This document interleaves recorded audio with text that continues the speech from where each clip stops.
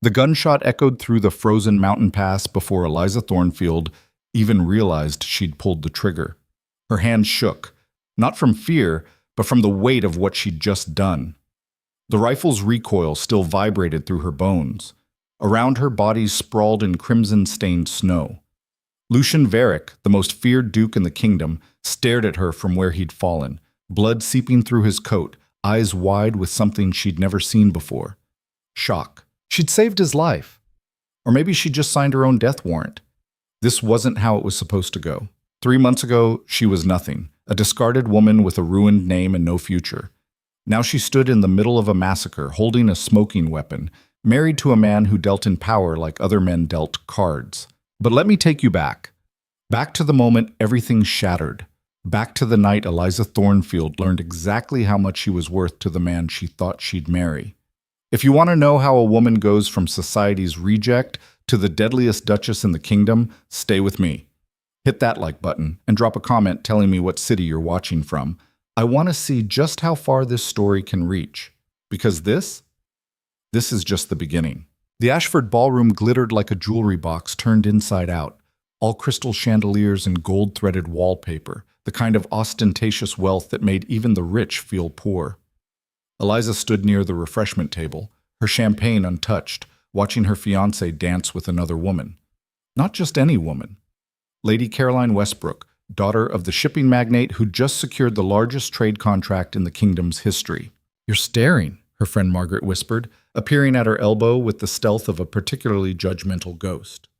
"I'm observing," Eliza corrected, though her knuckles had gone white around the champagne flute's stem. "There's a difference?" "One implies I care," Margaret snorted, an unladylike sound that would have scandalized anyone within earshot if anyone had been paying attention to them. They weren't. All eyes were on the dancing couple, on the way Edmund Ashford held Caroline Westbrook just a fraction too close, his hand just a fraction too low on her back. "You should care," Margaret said quietly. "That's your fiancé." "Is he?" Eliza set down the champagne before she shattered the glass. "I'm beginning to wonder." She'd wondered for 3 weeks now, ever since Caroline Westbrook had returned from the continent with her father's fortune and her mother's diamonds. Since Edmund had started finding excuses to visit the Westbrook estate, since his eyes had started sliding away from Eliza's whenever she entered a room. The music swelled. Edmund spun Caroline in a perfect arc, and her laugh, high and bright and musical, cut through the conversation like a bell. Other couples slowed, watching, envying. Eliza's stomach turned to lead. "I need air," she muttered. "Don't you dare leave," Margaret hissed, grabbing her wrist. "If you walk out now, they'll say you're jealous, wounded, weak." "Then what would you suggest? That I stand here and smile while he—" "Yes." Margaret's grip tightened. "Exactly that. You smile, you laugh, you act like you don't give a damn. Because the moment you show them it hurts, they'll tear you apart." Eliza knew she was right. This world, this glittering, vicious world of titles and contracts and carefully arranged marriages, ran on blood in the water. Show weakness, and they'd circle like sharks. But God, it hurt. The music ended. Edmund bowed. Caroline curtsied, her blonde ringlets bouncing perfectly, her cheeks flushed with exactly the right amount of exertion. They made a stunning pair, golden and young and so obviously matched that even Eliza could see it. Edmund caught her eye across the room. He smiled. Not the warm, affectionate smile he used to give her. Something else. Something apologetic and determined all at once, like a man who'd made a difficult but necessary decision and needed her to understand. "Oh no," Margaret breathed. "Eliza—" But Edmund was already cutting through the crowd toward them, Caroline on his arm like a prize he'd won. People parted automatically, their conversations dying to whispers. Everyone could sense it, that electric charge in the air before lightning struck. "Miss Thornfield." Edmund stopped in front of her, and Eliza was struck by how handsome he still was. Square jaw, dark eyes, the kind of aristocratic features that looked good on coins. "Might I have a word? Here?" Her voice came out steady, a small miracle. "Perhaps somewhere more private." "I don't think that's—" Margaret started. "It's fine." Eliza cut her off, lifting her chin. Whatever was coming, she'd face it head on. She wouldn't give them the satisfaction of seeing her run. "Lead the way, Edmund." He led her to Lord Ashford's study, a mahogany-paneled room that smelled of old books and older money. Caroline followed. Of course she did. Edmund closed the door. The silence stretched like taffy, sticky and uncomfortable. Through the walls, Eliza could hear the muffled strains of the orchestra starting a new waltz. People would notice their absence. Tongues would wag. Let them. "I suppose you've guessed," Edmund said, finally. "Guessed what?" Eliza kept her voice level, detached, as if they were discussing the weather. As if her heart wasn't hammering against her ribs like a caged bird. He had the decency to look uncomfortable. "Miss Thornfield, Eliza, you must understand, this isn't personal." "Isn't it?" "It's practical." He straightened his shoulders, and she recognized the gesture, the way he always stood when delivering bad news to his tenants. Firm, resolved, already past whatever guilt he might have felt. "Your family's fortune is, well, it's not what we thought. Your father's investments failed." She'd known that part for months, watched her father grow grayer and thinner as his shipping ventures collapsed, one after another. Watched her mother stop ordering new gowns, start calculating the cost of candles. "Yes, Edmund, I'm aware my dowry isn't what it once was." "It's not just the dowry." His eyes flickered to Caroline, who stood by the window looking simultaneously triumphant and sympathetic, a combination that made Eliza want to throw something heavy. "My family needs, that is, the estate requires money," Eliza finished. "You need money, and I don't have any. Caroline does. Therefore, Caroline gets the ring that was supposed to be mine." Caroline's hand went to her throat, where a familiar sapphire pendant gleamed. Eliza's grandmother's sapphire. The one Edmund had promised would be hers on their wedding day. "I see you've already made the exchange," Eliza said softly. Edmund had the grace to flush. "I wanted to tell you sooner, but Father insisted we wait until the contracts were signed. The Westbrook Alliance, it secures our family's future for generations. Surely you can see—" "What I see," Eliza interrupted, her voice still eerily calm, "is a man who values gold over integrity. Which is fine, Edmund, truly. I'd rather learn it now than after we'd spoken vows." "Eliza—" "Miss Thornfield," she corrected. "I believe we're no longer on familiar terms." His jaw tightened. "You're taking this rather well. Was she?" Inside, something was screaming. Inside, she wanted to claw at his perfect face, to scream until her throat bled, to make him hurt the way she hurt. But she'd been raised better than that. Raised to smile and curtsy and accept whatever men decided her life should be. Raised to be a good girl, a perfect lady, a convenient pawn. "What would you have me do?" she asked instead. "Weep? Beg? Perhaps throw myself at your feet and plead for another chance?" She watched his expression shift. Relief, she thought. He'd expected tears, expected her to make a scene he'd have to manage. "No, Edmund, I won't give you that satisfaction. I never wanted to hurt you. And yet—" She turned to Caroline, who'd been watching the exchange with bright, fascinated eyes. "Congratulations, Lady Caroline. I hope you'll be very happy together. I hope his estate is worth whatever price you're paying." Caroline's smile faltered. "Price? Your dignity, your choice, your future tied to a man who'll trade you in the moment someone richer comes along." Eliza moved toward the door, her skirts whispering against the carpet. "But then, perhaps you're better suited to each other than I thought." "Eliza, wait." Edmund caught her arm. "The announcement, we're making it official tonight. I thought you should know before I embarrass us all by fainting." She looked down at his hand on her sleeve. "Let go of me, Edmund. People will talk. People always talk." She pulled free. "At least now they'll have something interesting to say." She left the study with her head high and her hands steady. Made it through the corridor, through the ballroom doors, past the staring faces and suspended conversations. Margaret materialized beside her, mouthing something urgent, but Eliza couldn't hear over the roaring in her ears. The announcement came 10 minutes later. Lord Ashford himself made it, his booming voice cutting through the music. "Ladies and gentlemen, I'm delighted to share that my son Edmund has asked for the hand of Lady Caroline Westbrook, and she has accepted." Applause erupted. Cheers.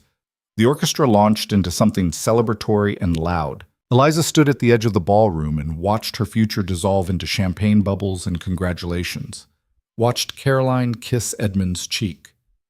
Watched her grandmother's sapphire catch the light. "We should go," Margaret whispered urgently. "Eliza, please." But Eliza couldn't move, couldn't breathe. The room was too hot, too bright, too full of people who were pretending not to stare while absolutely staring, pitying her, judging her, calculating how far she'd fall. "Miss Thornfield." The voice came from behind her, deep and cold and utterly unfamiliar. She turned. The man who stood there looked like he'd been carved from winter itself. Tall, broad-shouldered, with dark hair swept back from a face that could have been handsome if it weren't so severe.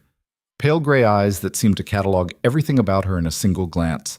Expensive coat, expensive boots, expensive everything, worn with the casual arrogance of someone who'd never questioned whether he belonged.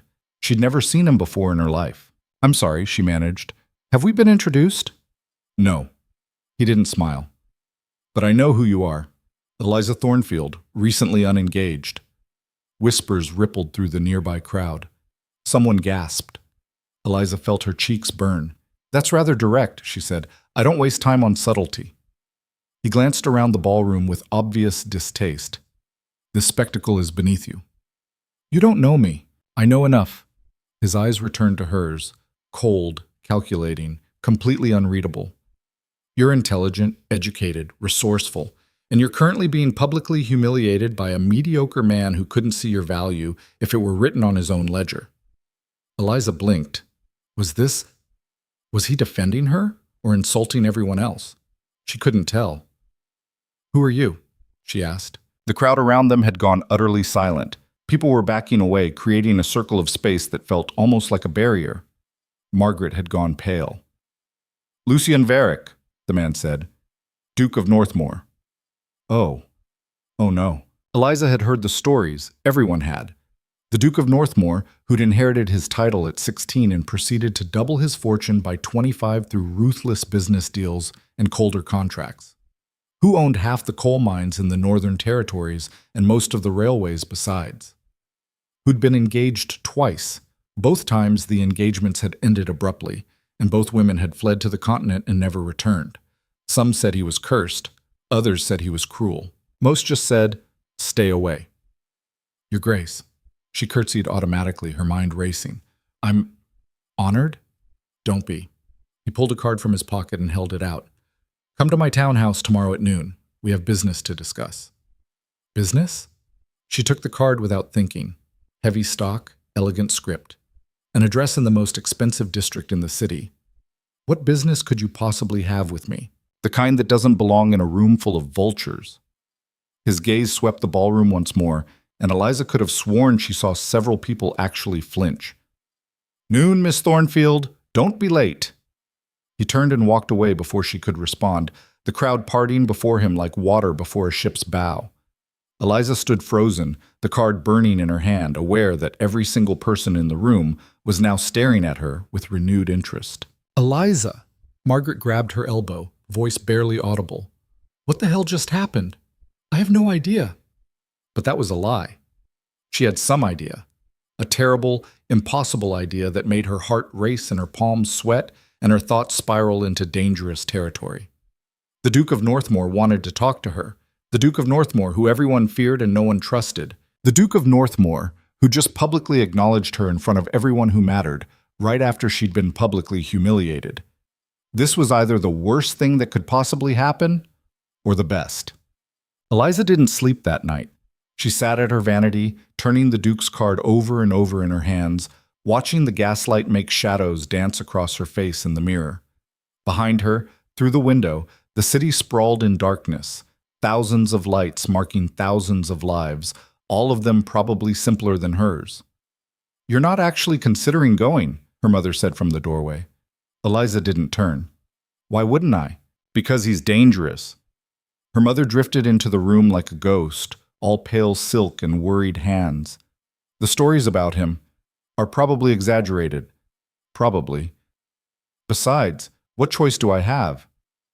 You could marry someone else." "Who?" Eliza finally looked at her mother's reflection. Who's going to want me now? Edmund made sure of that. Eliza Thornfield, the girl whose own fiancé traded her for a better fortune.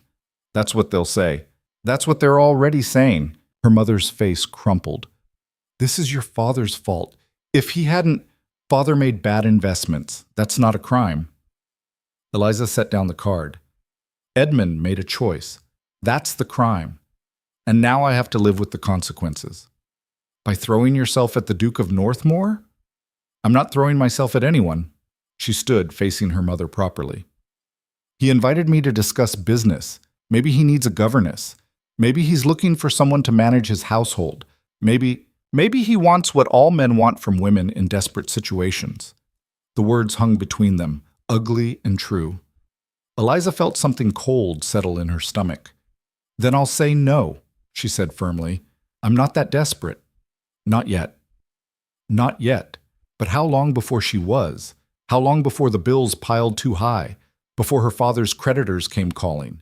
Before she had to choose between degradation and starvation? She'd watched it happen to other girls. Girls whose families fell from grace, who ended up as companions to awful old ladies, or worse, as mistresses to men who promised security and delivered chains. I'm going, she said, tomorrow at noon, and I'm going to hear what he has to say. After that, I'll decide. Her mother looked like she wanted to argue more, but something in Eliza's expression must have stopped her. She nodded once, sadly, and left without another word. Eliza turned back to the mirror. The woman staring back at her looked older than 23, looked harder, looked like someone who'd learned in the span of a single evening exactly how much her life was worth to the people who were supposed to care about her. All right, she whispered to her reflection. Let's see what the devil wants. The Duke of Northmoor's townhouse made the Ashford estate look like a cottage. Eliza stood on the steps at precisely noon, staring up at 5 stories of white stone and black iron, trying not to feel intimidated. Failing. A butler answered her knock, ancient, severe, with the kind of face that suggested he'd seen everything and been impressed by none of it. Miss Thornfield, he said, not a question. His Grace is expecting you. This way. He led her through a foyer that could have fit her entire house, down a corridor lined with portraits of stern-looking ancestors, and into a drawing room that was all dark wood and darker leather. Floor-to-ceiling windows overlooked a garden that probably cost more to maintain than most people earned in a year. Wait here, the butler said, and disappeared. Eliza waited, and started to wonder if this was some kind of power play. Make her cool her heels, remind her who held all the cards in this particular game. Testing your patience or your resolve. She spun. The Duke stood in a doorway she hadn't noticed, watching her with those cold gray eyes. He'd shed his formal coat for something more casual, though on him casual still looked expensive and perfect. I'm sorry, she managed. I'm trying to determine whether I made you wait to test your patience or to see if you'd lose your nerve and run. He moved into the room with the kind of predatory grace that made her instinctively step back. You didn't run. Interesting. Should I have? Most people do. He gestured to a chair. Sit. It wasn't a request. Eliza sat, keeping her spine straight and her hands folded in her lap. Every etiquette lesson her mother had drilled into her activated automatically. Chin up, shoulders back, look composed, even if you're terrified. The Duke sat across from her, studying her face like she was a ledger he was trying to balance. You're wondering why I invited you here, he said. The thought had crossed my mind. I need a wife. Whatever Eliza had been expecting, it wasn't that.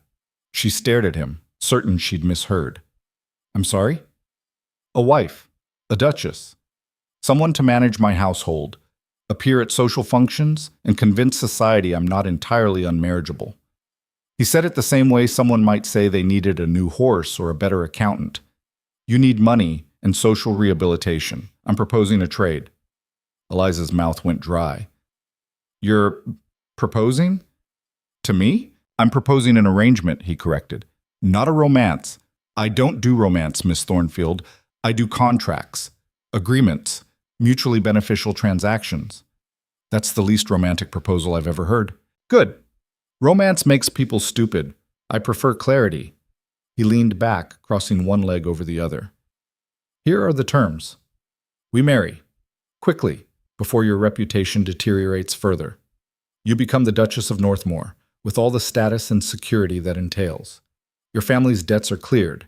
Your father's business is quietly restored through anonymous investments. You want for nothing. And in exchange, you play your part. You attend events, manage the staff, don't embarrass me. You don't ask questions about my business. You don't expect affection or fidelity or any of the things foolish women expect from marriage. Eliza felt like she'd been slapped. Fidelity? You're saying, I'm saying I don't make promises I can't keep. His expression didn't change. I travel frequently. I work long hours. I have interests that don't include a wife hovering over me expecting attention. What I need is someone competent enough to run my household and credible enough to improve my reputation. What I don't need is someone who'll weep when I'm not home for dinner. This is insane. This is practical. He tilted his head. Tell me, Miss Thornfield, what are your other options? Another engagement to someone even more desperate than Edmund Ashford. A position as a governess or companion, slowly watching your education and breeding be wasted on other people's children? Or perhaps you'll wait for some knight in shining armor to sweep in and save you out of the goodness of his heart? Each word landed like a stone. Because he was right. She had no other options, not real ones. Why me? She asked instead. You could have anyone, someone younger, prettier, richer. I don't want younger or prettier. I want intelligent and resilient. His gaze never wavered. You stood in that ballroom last night and didn't break, didn't cry, didn't beg, didn't make a scene. You held your head high while your world collapsed. That's what I need. Someone with a spine. Eliza's hands clenched in her lap. You were watching.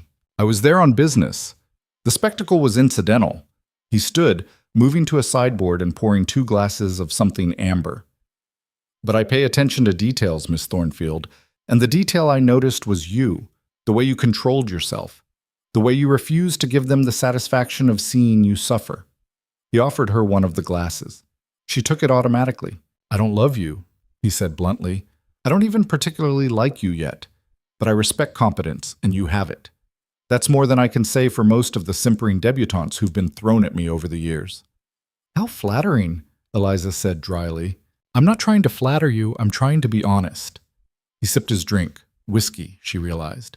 Good whiskey, the kind her father used to serve before the money ran out. This is a business arrangement. You need security. I need legitimacy. We both benefit. That's all it has to be. And if I say no, then you say no. I won't force you. He shrugged. But we both know what happens next. Your reputation continues to deteriorate. Your father's creditors close in. Eventually, you'll accept some lesser offer from some lesser man, and you'll spend the rest of your life regretting it. You don't know that, don't I? He set down his glass with a soft click. I know this world, Miss Thornfield. I know how it chews up women like you and spits them out. You're too smart to be wasted on mediocrity, and too proud to settle for charity. This way you get to choose your cage. And trust me, my cage is far more comfortable than any other you're likely to find. Eliza stared into her whiskey, watching the light catch and fracture in the amber liquid. Her mind raced through possibilities, consequences, futures. If she said yes, she'd be safe, secure.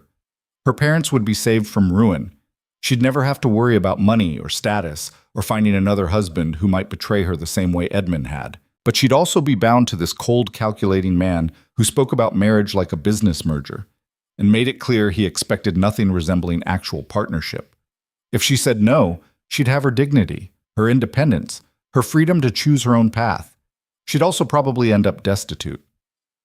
I need time to think, she said finally. You have until tomorrow at noon. Lucien moved toward the door.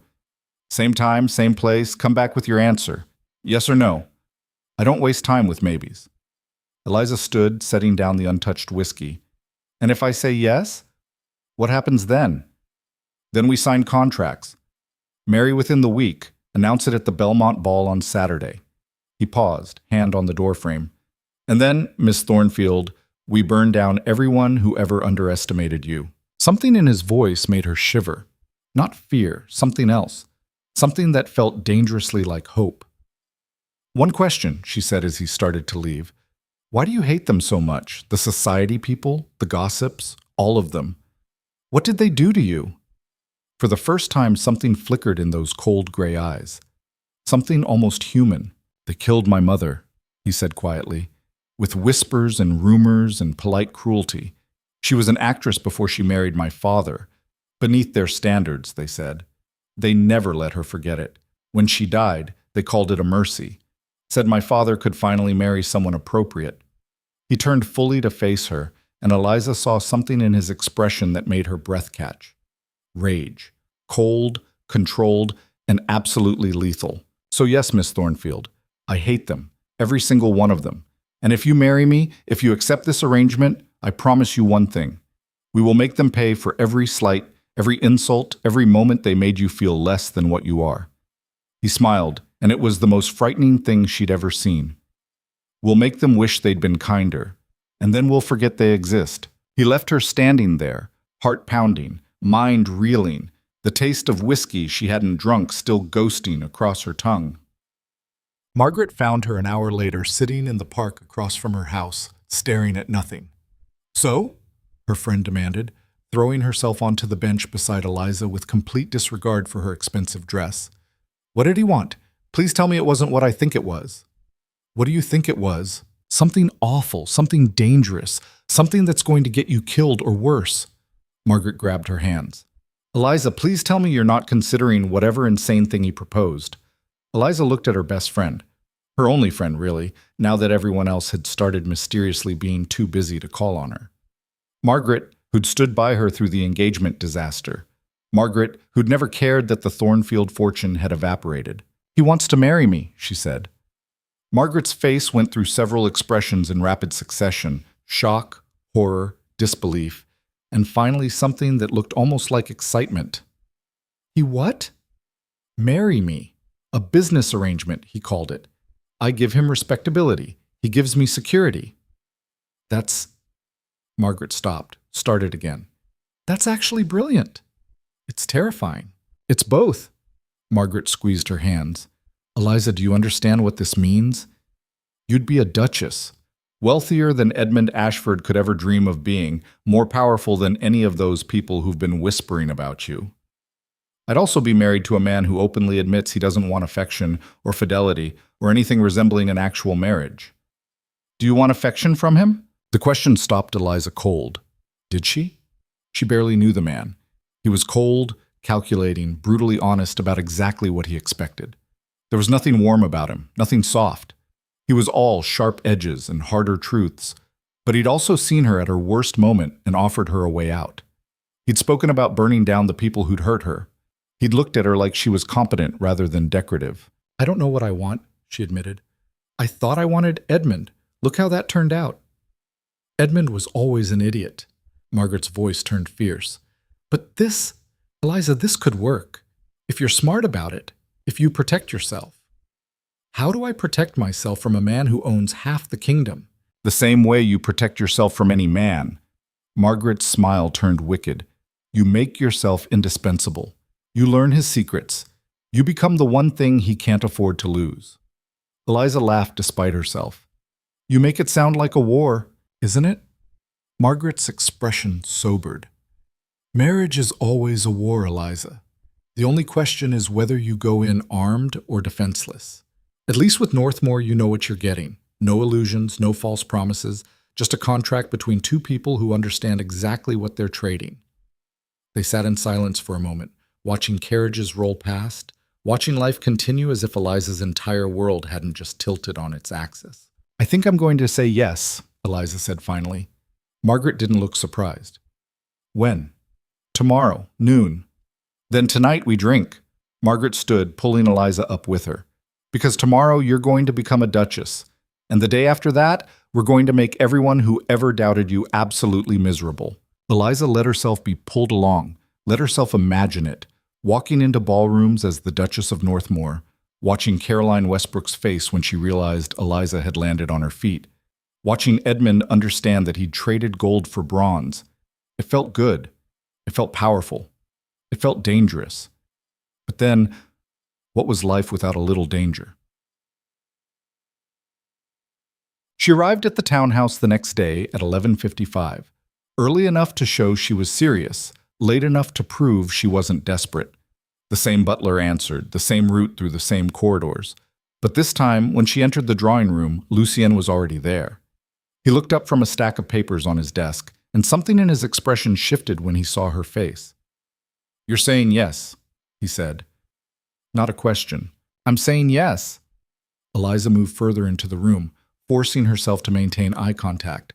"On certain conditions." His eyebrow rose. "Conditions?"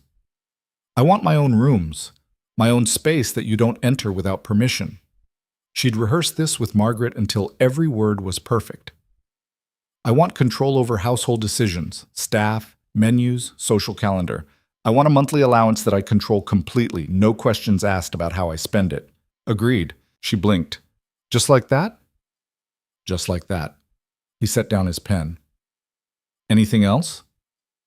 "I want—" She hesitated, then pushed forward.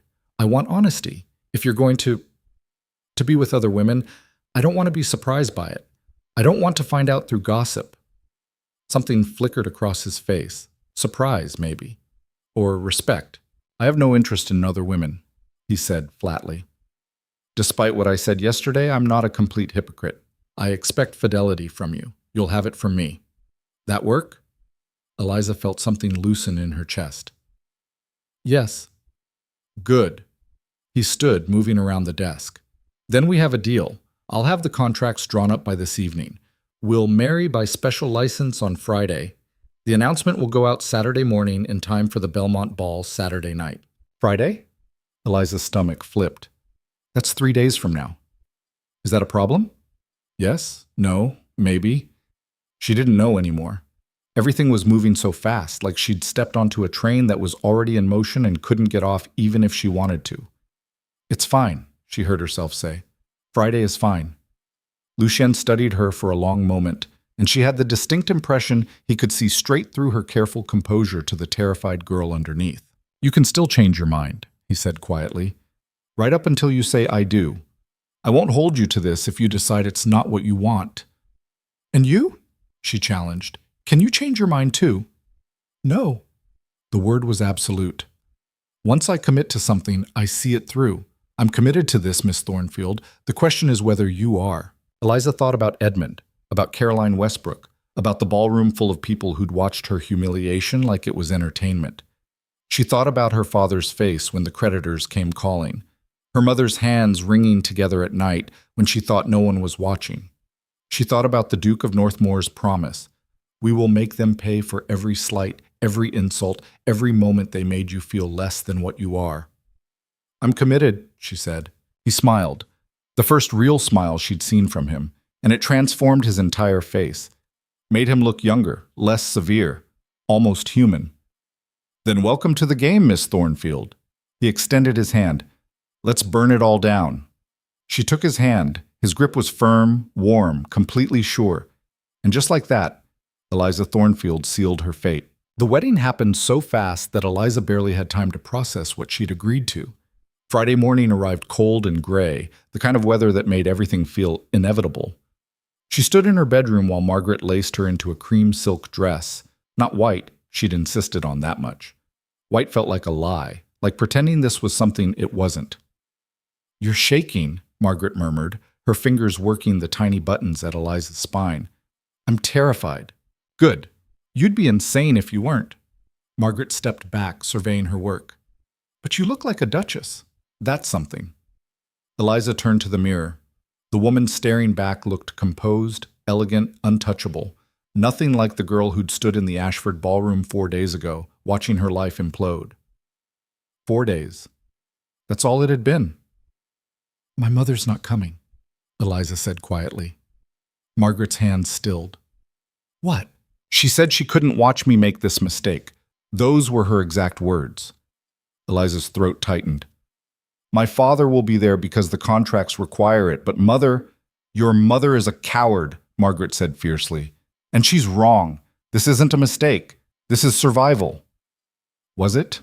Or was it just a different kind of cage, prettier and more expensive, but still locked from the outside? The carriage arrived at 11. Eliza descended the stairs to find her father waiting in the foyer, looking older than she'd ever seen him. The past months had carved lines into his face, turned his hair completely gray. "Eliza," he said, and his voice cracked. "You don't have to do this. We'll find another way." "There is no other way." She kissed his cheek. "It's all right, Papa. I chose this." Had she, though? Or had circumstances chosen for her, backing her into a corner until this was the only door left open? The ceremony took place in a small chapel, not the grand cathedral where she and Edmund were supposed to have married. Just her, Lucienne, her father, Margaret, and a minister who looked like he'd rather be anywhere else. No flowers, no music, no guests whispering about how beautiful the bride looked, just contracts and signatures, and words that bound her to a stranger. Lucienne stood at the altar in black, severe and expressionless. When she took her place beside him, he didn't smile, didn't squeeze her hand reassuringly, just looked at her with those cold gray eyes and waited. The minister began.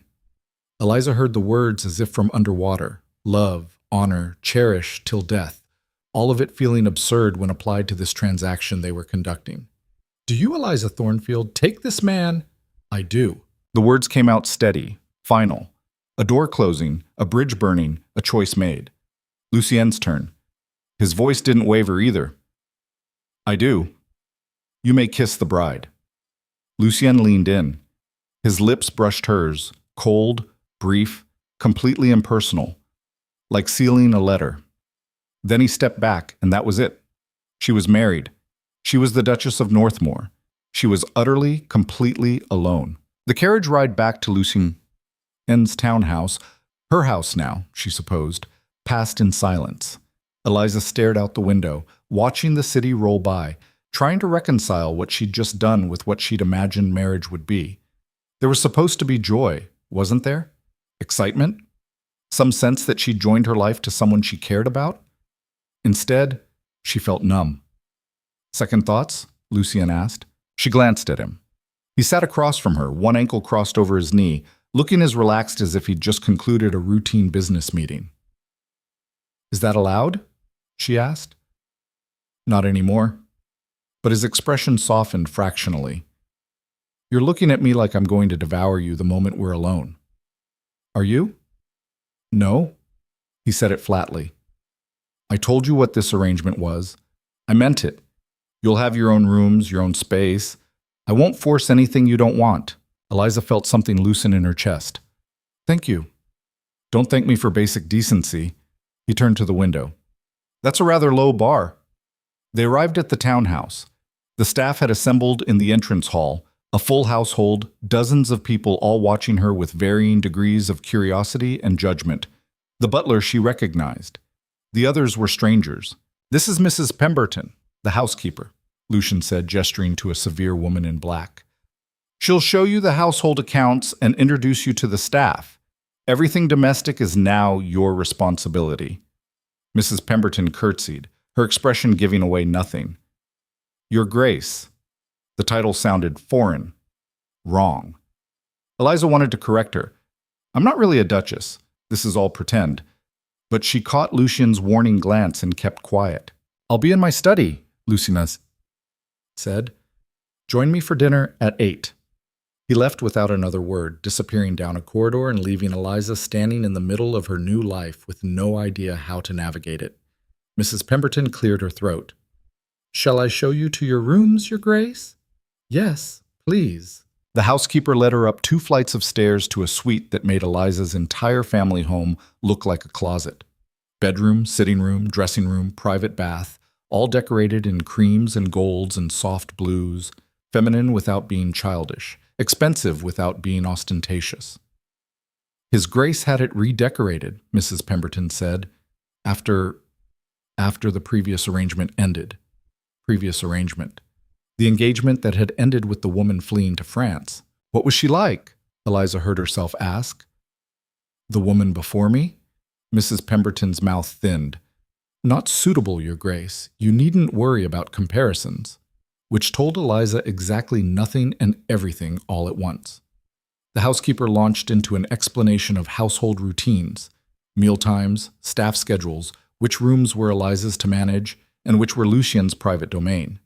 It was overwhelming, a deluge of information that Eliza tried desperately to memorize. "And His Grace's rooms?" she finally asked. "The opposite wing." Mrs. Pemberton's expression remained neutral.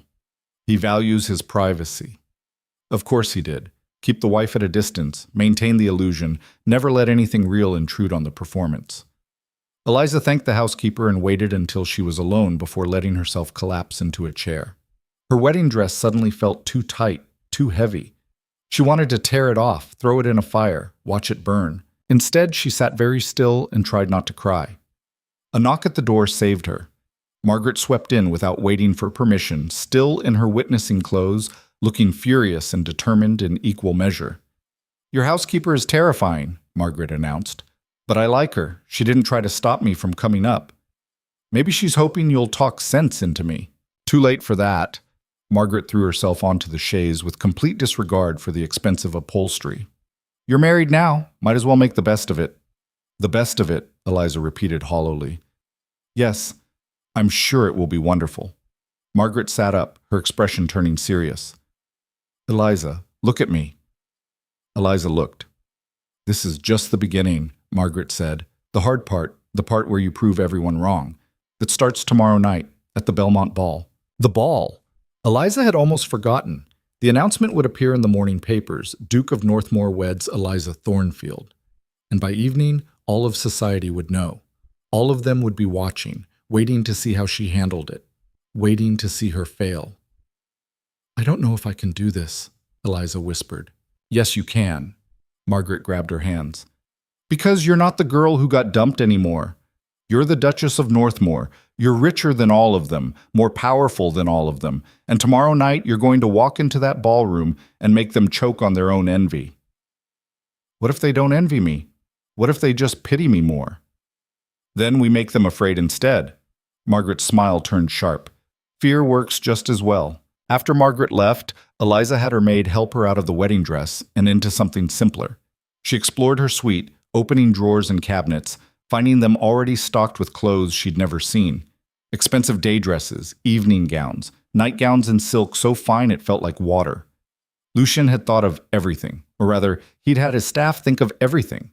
That was what you did when you were rich enough. You had other people manage the details of your life. She found a jewelry box on the vanity.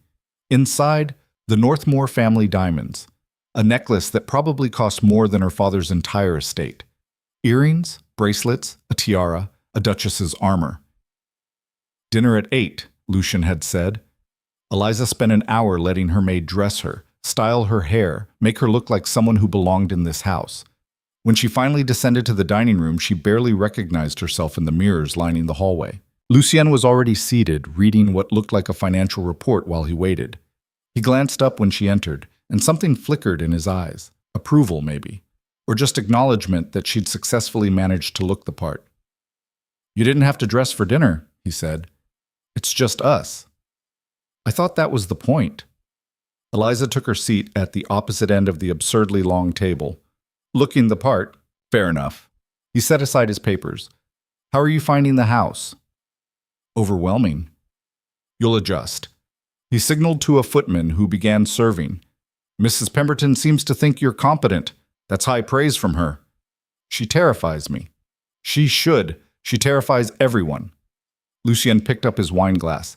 "But she's loyal, and she runs this household better than I ever could. Keep her happy, and everything else will fall into place." They ate in silence for a while. The food was excellent, of course it was, but Eliza barely tasted it. She was too aware of Lucien watching her, cataloging her every move like she was a horse he was considering purchasing. "Tomorrow night," he said finally, "the Belmont Ball. We need to discuss strategy." "Strategy? We're walking into hostile territory. Everyone will be watching, waiting for you to stumble. We need to control the narrative before someone else does." He leaned back. "First impression is critical. You enter on my arm, we make a circuit of the room, you smile and look radiant and completely unbothered by anything anyone might say. And if they ask questions? Let me handle the questions. Your job is to look like you've won, because you have." Had she? It didn't feel like winning. It felt like she'd traded one prison for another, this one with better furniture. What about Edmund? She asked. And Caroline? They'll be there. I'm counting on it. Lucian's smile was cold. Edmund Ashford is about to discover exactly what he gave up, and Miss Westbrook is about to learn that money doesn't buy you into every circle. What are you planning? Nothing dramatic, just a few words in the right ears, a reminder that the Ashford estate is heavily mortgaged and Edmund's business ventures have been consistently failing, that Caroline's father is overextended on several shipping contracts that are unlikely to pay off. He swirled his wine. Sometimes the truth is more devastating than any lie. Eliza stared at him. You investigated them, Ed. I investigate everyone. It's called due diligence. He met her gaze. Did you think I'd let you walk in there defenseless? We're partners now, Eliza. Your enemies are my enemies, and I don't lose. Something warm flickered in her chest. Not love, she barely knew this man, but something. Gratitude, maybe. Or the first hint of trust. Thank you, she said quietly. Don't thank me yet. Wait until you see what I've planned for the rest of them. The next morning, the announcement appeared in every major newspaper. By noon, calling cards had started arriving. Women Eliza had never met, suddenly desperate to befriend the new Duchess of Northmore. Women who'd cut her dead just days ago. She threw all the cards in the fire. Margaret arrived at 3 to help her prepare for the ball. They went through Eliza's new wardrobe like generals planning a campaign, finally settling on a gown in deep emerald silk that made her skin glow and her dark hair look almost black. That one, Margaret said decisively. Wear the diamonds, all of them. Make them see exactly what you've become. Eliza let herself be dressed, jeweled, perfected. When she looked in the mirror, she barely recognized the woman staring back. This wasn't Eliza Thornfield, failed debutante. This was someone else entirely, someone harder, someone dangerous, someone who might actually survive this. Lucien was waiting at the bottom of the stairs when she descended. He wore formal black, severe and perfect, looking every inch the powerful duke that he was. His eyes swept over her, taking in the dress, the diamonds, the carefully arranged hair. Good, he said. Just that. But the approval in his voice made something warm unfurl in Eliza's stomach. The carriage ride to the Belmont estate felt like riding toward battle. Eliza's hands were ice in her lap, her heart hammering against her ribs. Lucien sat beside her, close enough that she could feel the heat of him, far enough that they weren't actually touching. Breathe, he said quietly. I am breathing. No, you're hyperventilating. There's a difference. He reached over and took her hand. His fingers were warm, steady. Listen to me. They're going to stare. They're going to whisper. Some of them are going to be rude enough to say things to your face, and you're going to smile and act like you don't even notice. How? Because you're better than they are. Because you've already won, and they're just too stupid to realize it yet. He squeezed her hand once, then released it. Stay close to me. Let me do most of the talking, and remember, you're the Duchess of Northmore now. Act like it. The Belmont mansion blazed with light. Carriages queued up the drive, music and laughter spilling from the open doors. Eliza's stomach twisted into knots. This was it. No turning back. Their names were announced. The Duke and Duchess of Northmore. The ballroom fell silent. Every head turned. Every conversation stopped. Hundreds of eyes fixed on Eliza as she stood at the top of the stairs, her hand on Lucien's arm, the Northmore diamonds catching the light like captured stars. She felt naked, exposed, like she was being dissected by every gaze. Then Lucien moved, and she moved with him, descending the stairs with her chin high and her expression serene. Like she belonged here, like she'd always belonged here. The whispers started immediately. Did you see? Married him. Only been a week. The diamonds. Let them talk. Let them wonder. Eliza kept her eyes forward, her smile fixed, her hand steady on Lucien's arm. They reached the bottom of the stairs. The crowd parted automatically, creating a path through the middle of the room. Lucien led her forward, stopping occasionally to exchange nods with various lords and ladies, all of whom looked at Eliza with varying degrees of shock and speculation. Then she saw them. Edmund and Caroline standing near the refreshment table. Caroline's hand was on Edmund's arm, that familiar sapphire glinting at her throat. They were staring at Eliza with identical expressions of disbelief. Steady, Lucien murmured. But Eliza didn't feel unsteady. Looking at Edmund now, at his perfectly groomed hair and his expensive coat and his weak chin, she felt nothing. No anger, no hurt, just a vague sense of pity that she'd ever thought he was worth loving. "Edmund," Lucian said pleasantly as they approached. "Ashford, I don't believe you've been formally introduced to my wife." Wife. The word hung in the air like a weapon. Edmund's face had gone pale. "Your Grace. Congratulations." "Thank you." Lucian's smile didn't reach his eyes. "I must say I'm grateful to you. If you hadn't been so spectacularly stupid, I might never have noticed what an extraordinary woman Eliza is." Caroline made a small choked sound. Edmund's jaw tightened. "Though I suppose we should all be grateful for your choices," Lucian continued, his tone conversational, his words cutting. "I hear the Westbrook shipping contracts are expected to default within the quarter. Unfortunate timing for a marriage based primarily on financial considerations." The color drained from Caroline's face. "That's not... We didn't you?" Lucian tilted his head. "I must be mistaken. My apologies. But the damage was done." Several nearby couples had overheard, and Eliza could already see the whispers spreading like wildfire through the crowd. Caroline's father's business troubles, Edmund's poor judgment, the cracks in their supposedly perfect alliance. "If you'll excuse us," Lucian said smoothly, "I believe they're starting a waltz, and I promised my wife the first dance." He led Eliza onto the dance floor before either Edmund or Caroline could respond. As he took her in his arms, she caught sight of their faces. Stunned, humiliated, realizing too late what they'd lost.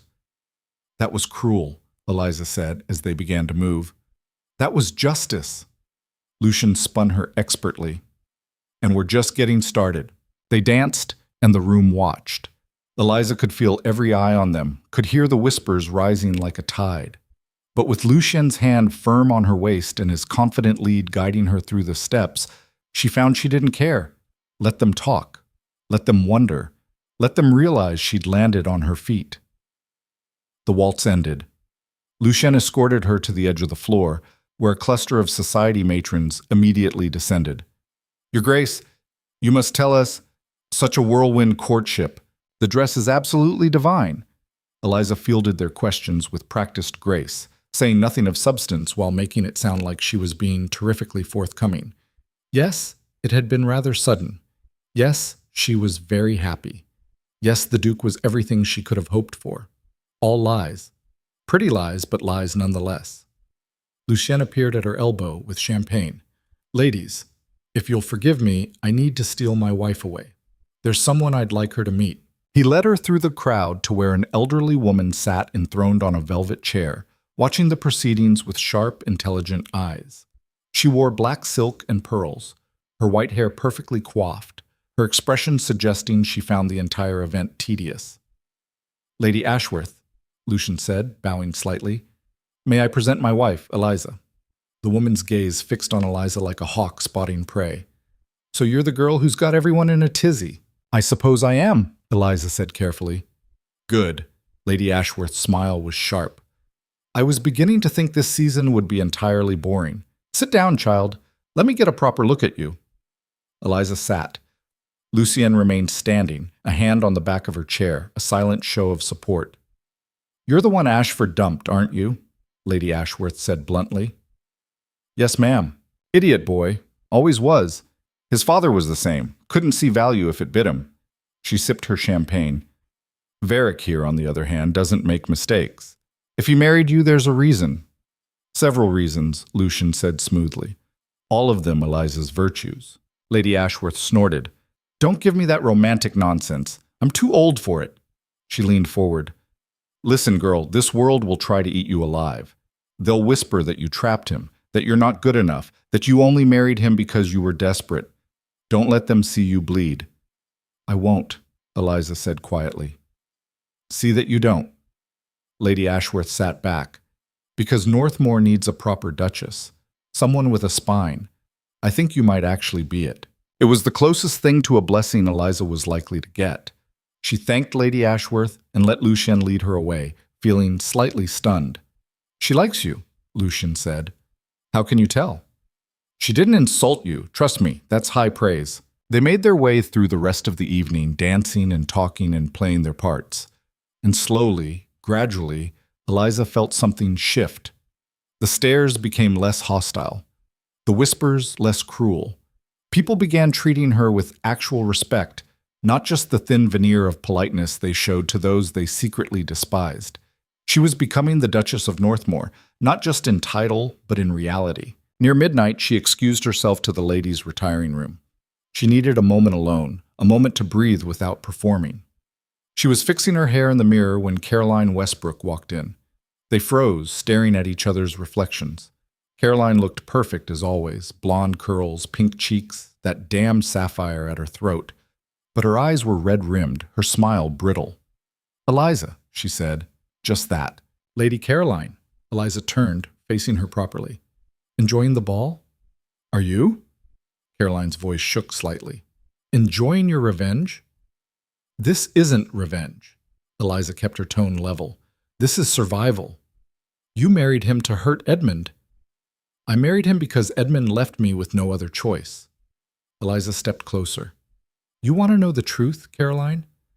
I feel sorry for you because you won the battle for a man who wasn't worth fighting for, and now you're stuck with him." Caroline's composure cracked. "At least I married for love." "Did you? Or did you marry for your father's business alliance?" Eliza tilted her head. "I'm not judging. We all do what we have to, but don't pretend you're better than me because you managed to convince yourself it was something noble." Caroline's voice broke. "Edmund said, he said you'd understand, that you'd be fine." "Well, he was wrong." Eliza moved toward the door. "But I'm fine now. Better than fine, actually. I hope you can say the same in a few years." She left Caroline standing there and returned to the ballroom. Found Lucien talking to a group of businessmen, looking bored but polite. He caught her eye and immediately excused himself. "All right?" he asked quietly. "Perfectly." And she meant it. They left an hour later, making their exit with the same dramatic flair as their entrance. The carriage ride home was quieter, Eliza's adrenaline slowly draining away, leaving exhaustion in its wake. "You did well tonight," Lucien said. "I survived." "You did more than survive. You won." He glanced at her. "Lady Ashworth's endorsement alone will silence half the gossips in the kingdom. And the other half will learn to keep their mouths shut when they see what happens to the first half." His smile was cold. "Give it a week. You'll be the most sought-after duchess in society." Eliza leaned her head back against the seat, closing her eyes. "I don't want to be sought after. I just want to be left alone." Too late for that now. They arrived home. Lucien walked her to the base of the stairs leading to her wing, and for a moment they just stood there in the dim hallway, the night's performance finally over. "Thank you," Eliza said. "For tonight. For—" She gestured vaguely. "All of it." "We're partners," Lucien said. "That's what this is. You help me, I help you. That's how it works." Partners. Right. Not friends, not lovers, just partners in a mutually beneficial arrangement. It should have been enough. So why did it feel like something was missing? "Good night, Lucien," she said. "Good night, Eliza." She climbed the stairs to her suite, let her maid undress her, and finally collapsed into bed. Alone in the dark, she stared at the ceiling and tried to figure out what she was feeling. Not happiness. Not yet. But maybe, possibly, the first fragile shoots of hope. The next weeks passed in a blur. True to Lucien's prediction, the gossip died down as society decided Eliza was more useful to befriend than to shun. Invitations poured in, teas, luncheons, balls, every hostess in the city suddenly desperate for the Duchess of Northmore's attendance.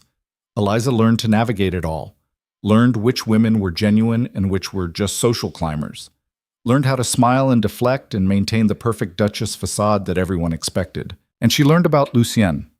Not through conversation, they barely spoke beyond pleasantries at dinner, but through observation. The way he worked 16-hour days and never seemed tired, the way he remembered every detail of every contract, every business deal, every political maneuvering happening in the capital, the way his staff respected him not out of fear but genuine loyalty. He was brilliant, ruthless when necessary, but fair, and completely, utterly closed off to anything resembling emotional connection, which was fine. That was the deal they'd made. So why did she find herself listening for his footsteps in the hallway? Why did dinner become the highlight of her day, even when they mostly ate in silence? Why did she care? She was dwelling on this question 3 weeks into their marriage when Mrs. Pemberton knocked on her sitting room door. "Your Grace, there's a letter for you, hand-delivered." Eliza took the envelope. Heavy paper, expensive seal. She didn't recognize the crest.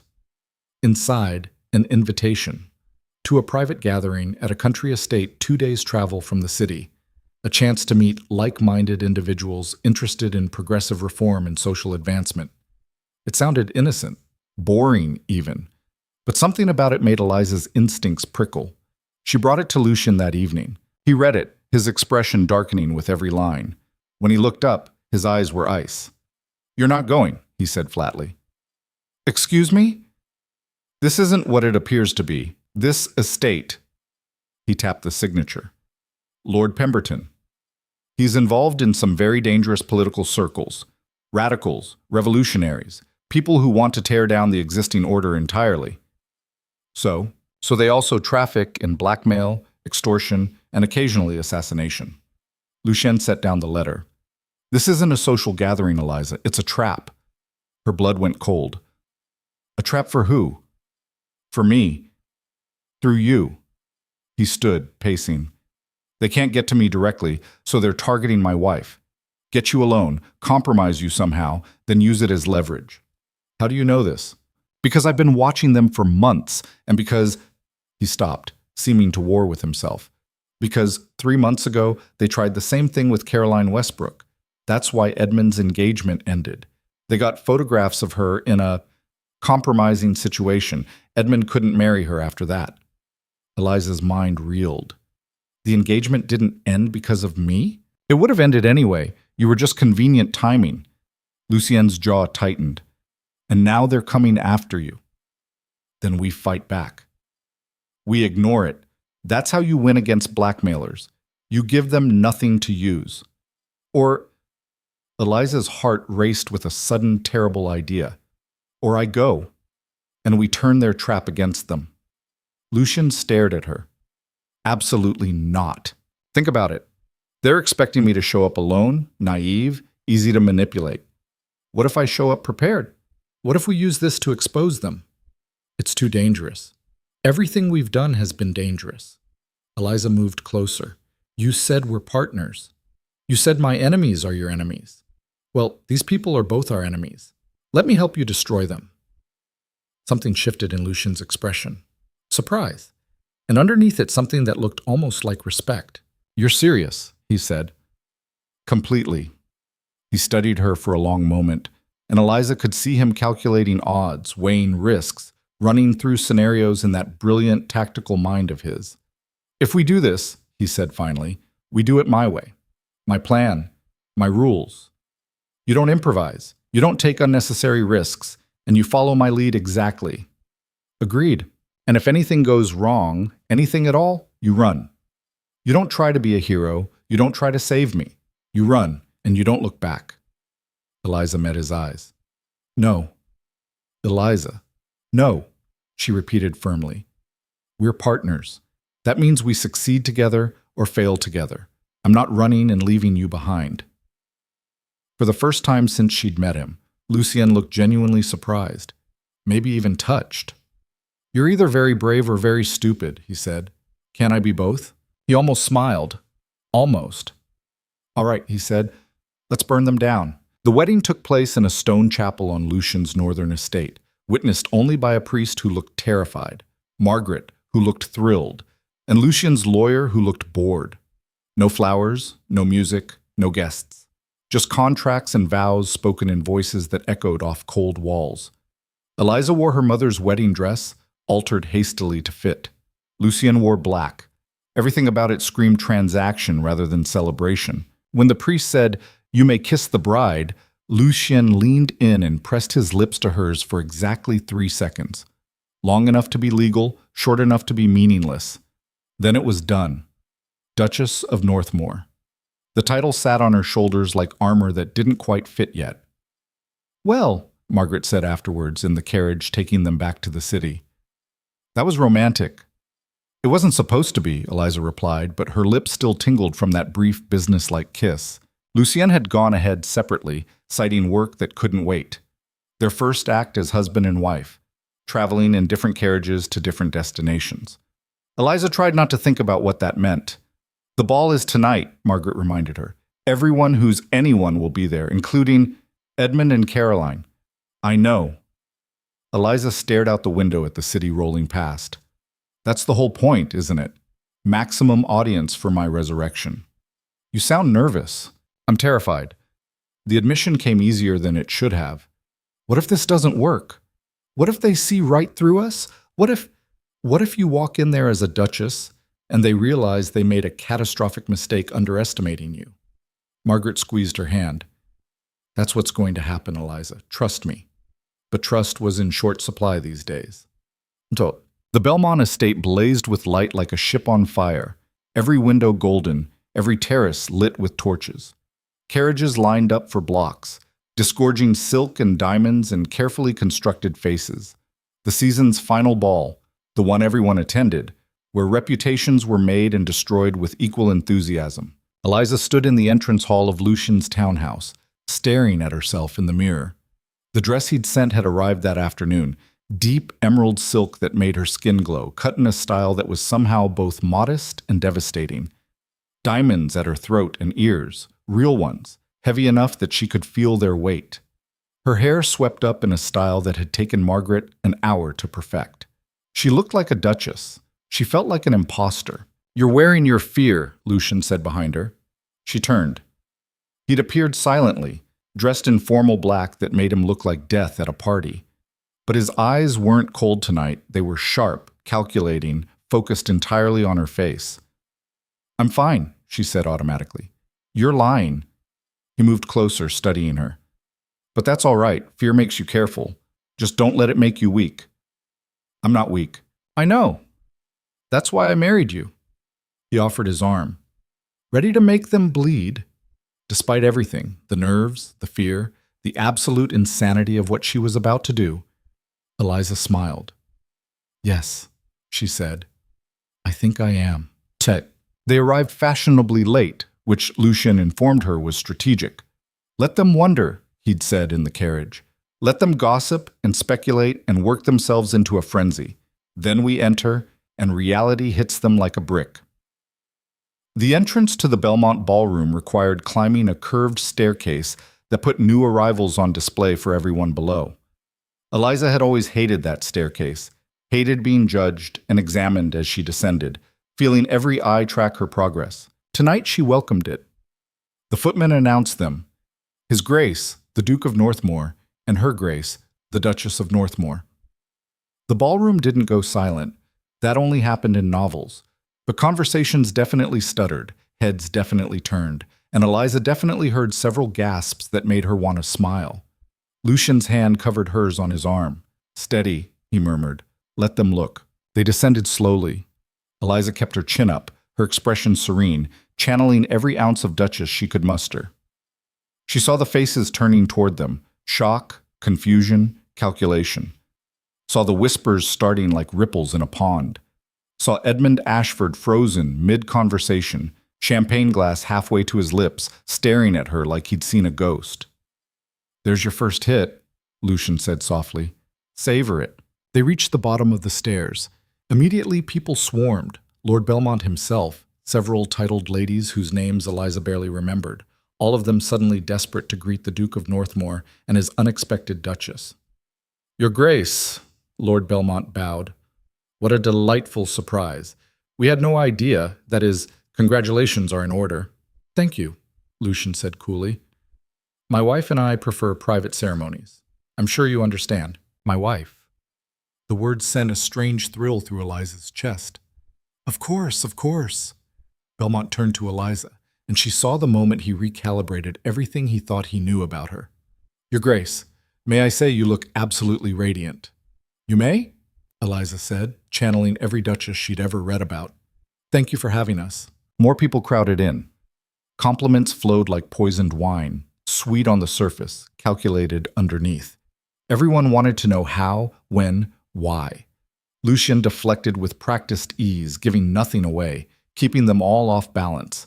Then the crowd parted, and Caroline Westbrook was suddenly there, Edmund trailing behind her like an afterthought. Caroline looked perfect, as always, blonde and glowing in a dress that probably cost more than Eliza's father made in a year.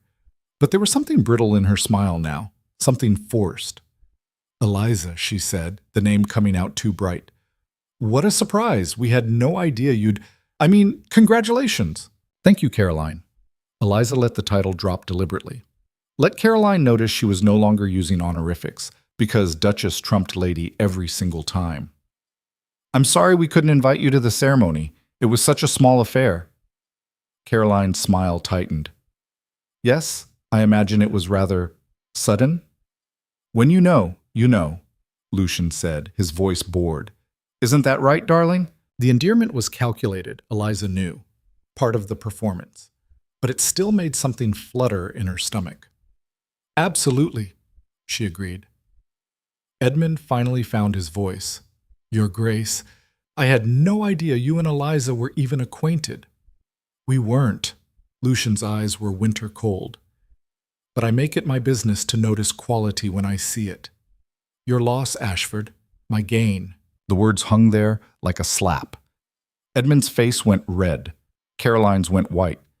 Around them, people pretended not to listen while definitely listening. "Well," Caroline said, her voice strained, "how lovely for you both. Edmund and I were just about to dance." "Actually," Lucien interrupted, "I believe this is my dance, if you'll excuse us." He swept Eliza onto the dance floor before anyone could respond, leaving Edmund and Caroline standing there looking exactly as lost as Eliza had felt a week ago. "That was cruel," Eliza murmured as they began to waltz. "That was necessary." His hand pressed against her waist, guiding her through the steps. "You don't win wars by being kind. You win by making your enemies know they've lost." "Is that what this is? A war?" "Yes." His eyes met hers, serious and dark. "It always was. You just didn't realize it until they fired the first shot." Other couples joined them on the floor, but Eliza barely noticed. She was too focused on Lucien's face, on the way he moved with perfect precision, on the fact that she was dancing with her husband and had no idea what he was thinking. "You're good at this," she said. "The performance, I've had practice." Something flickered in his expression. "My father used to say that power is 90% theater.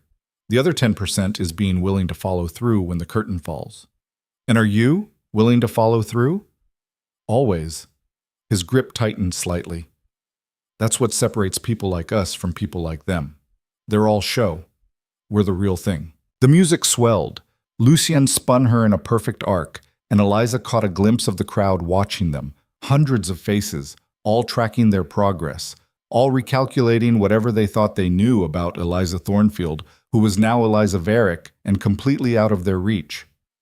"I think it's working," she said softly. "Of course it's working." Lucien's lips curved into something almost like a smile. "I don't do things halfway, Your Grace. When I decide to burn something down, I burn it to ash." The music ended. They stopped in the center of the floor, still touching, still locked in this strange partnership that felt more real than her engagement to Edmund ever had. "Thank you," Eliza said. "For what?" "For this. For..."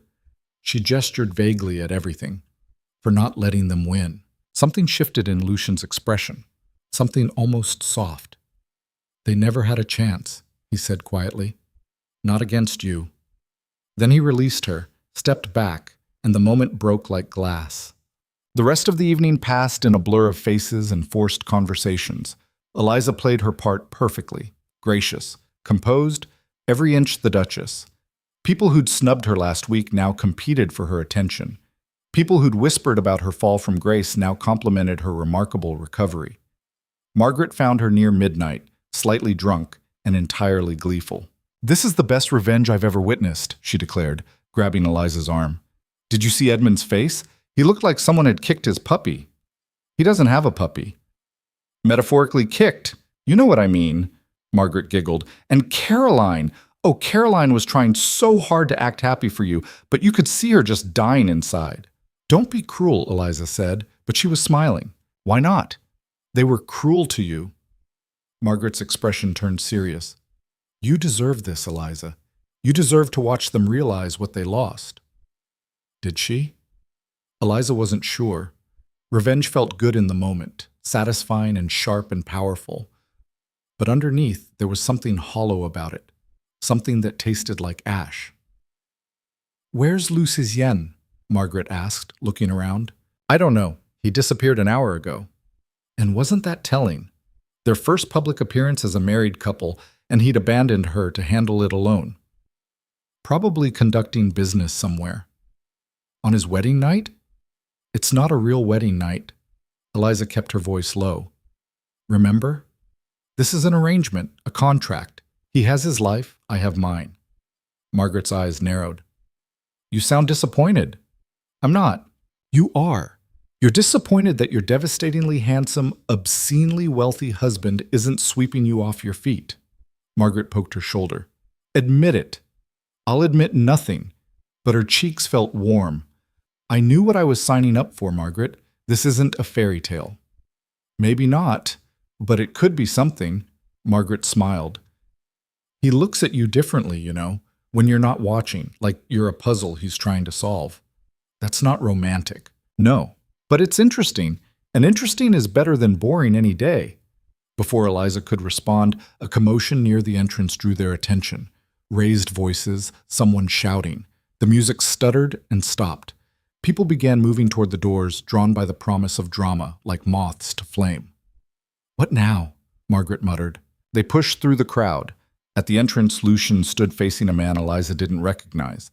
Tall, expensively dressed, with the kind of face that had been handsome once, but was now running to fat and cruelty. Absolutely ridiculous, the man was saying, his voice carrying over the confused murmurs.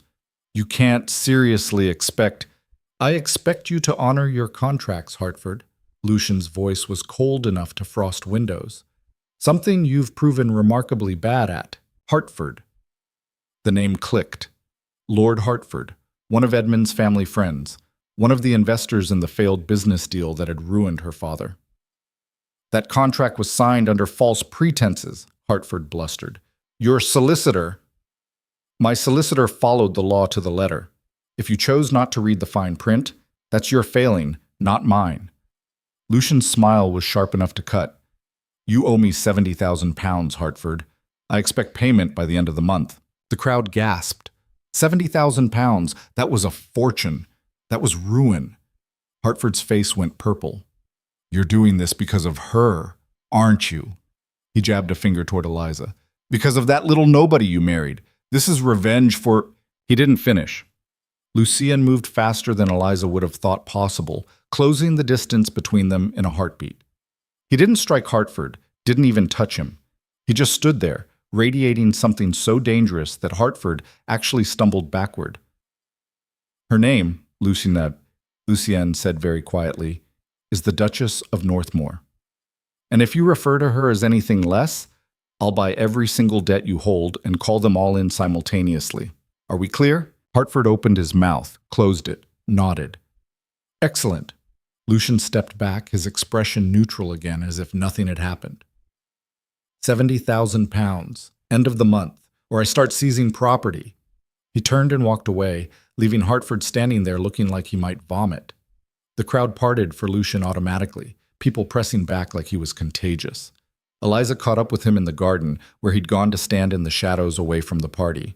Hartford was one of the investors who destroyed my father's business, she said. Lucien didn't turn. I know. You're bankrupting him because of me. I'm bankrupting him because he made bad investments and worse decisions. Now he looked at her, and his eyes were absolutely flat. But yes, also because of you. You didn't have to. Yes, I did. He moved closer. You're my wife, my duchess. That means what hurts you hurts me, and what hurts me doesn't survive long. Eliza stared at him, trying to reconcile the cold businessman from their first meeting with the man who'd just publicly defended her honor. I don't understand you. You're not supposed to, not yet. He pulled something from his pocket, a folded paper. This came an hour ago. It's why I left the ball. She took it, unfolding it carefully. A letter, written in precise script. Your Grace, I hope this finds you well. I'm writing to inform you that certain parties have become aware of your recent marriage and are taking steps to express their displeasure. I would advise caution when traveling. The northern roads in particular have become quite dangerous of late. She so. Eliza read it twice. What does this mean? It means we made enemies tonight. Lucy Jen took the letter back, tucking it away. Hartford, Edmund's family, the investors I'm calling in. They're not going to take this lying down. Dangerous how? Bandits, accidents, unfortunate incidents. His jaw tightened. I have people looking into it. In the meantime, we're leaving the city. Leaving? But we just painted a target on both our backs. He turned to face her fully.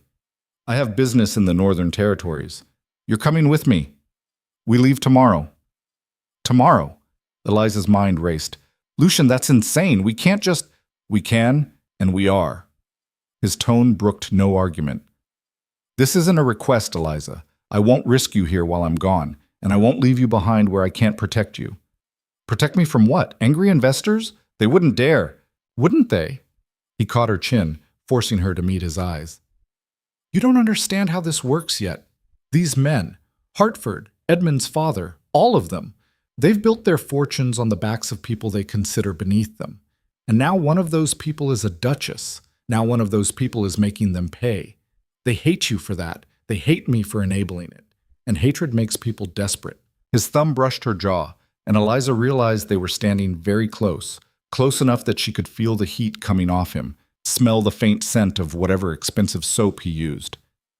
I knew this might happen, he continued quietly.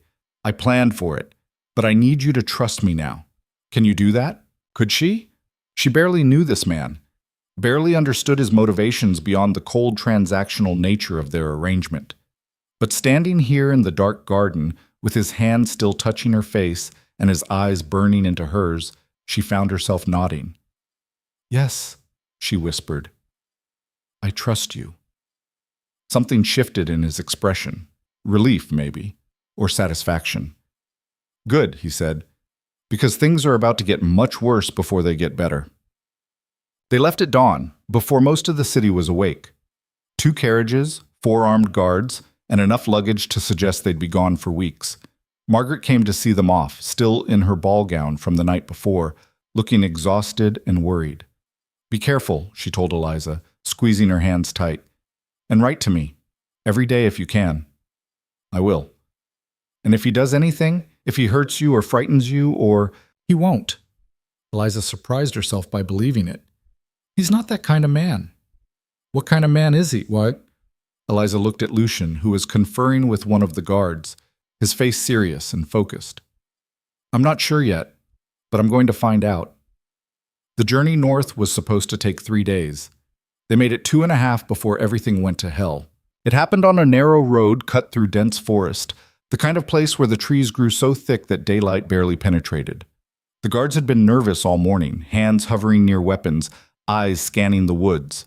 Eliza was dozing in the carriage, lulled by the rocking motion and the previous night's lack of sleep when the first shot rang out. The sound exploded through the quiet like thunder. The carriage lurched violently to one side. Eliza slammed against the wall, pain shooting through her shoulder. Outside, men were shouting. Another shot. The scream of horses. Get down! Lucian's hand grabbed her, yanking her to the floor just as glass shattered above their heads. The window. Someone had shot out the window. More gunfire. Continuous now. A rolling wave of sound that made Eliza's ears ring. The carriage door flew open and one of the guards appeared, blood running down his face. Ambush, he shouted. At least 10 of them, maybe more. A bullet took him in the chest. He fell backward without another sound.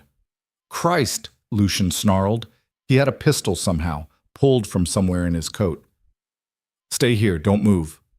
Where are you? But he was already gone, rolling out of the tilted carriage, with an agility that shouldn't have been possible. More shots. Eliza pressed herself against the floor, hands over her head, trying not to scream. This wasn't happening. This couldn't be happening. People didn't get ambushed on public roads. Bandits didn't attack duchesses and dukes traveling with armed guards. Except they did. They were. A man's face appeared at the broken window, scarred, grinning, absolutely terrifying. "Hello, Your Grace," he said mockingly. "Time to come out," and Lucian shot him from somewhere to the left. The man's face disappeared in a spray of red. Eliza's stomach heaved. She'd never seen violence like this, never seen death up close. It was nothing like books described, not noble or dramatic or clean, just brutal and sudden and absolutely sickening. "Northwest," someone shouted. "3 more coming from the—" The voice cut off, more screaming. A horse went down somewhere, its death shriek almost human. Eliza realized she was shaking, realized she was crying, realized she was about to die in a broken carriage on a forgotten road, and no one would even know what happened. No. The thought came fierce and sudden. No, she wasn't going to die here. She wasn't going to let these bastards win. She'd spent her whole life being told to be quiet, be good, be helpless. Not anymore. She crawled toward where the dead guard had fallen. His rifle had landed a few feet away, half buried in mud. She grabbed it, her hand shaking so badly she almost dropped it. She didn't know how to use it, had never held a gun in her life, but it had a trigger and a barrel, and men outside were trying to kill her husband. Eliza pulled herself to the window and looked out. The scene was chaos. Their remaining guards were pinned behind the second carriage, returning fire at shapes moving through the trees. Bodies lay scattered in the road, at least 4 that she could see, maybe more.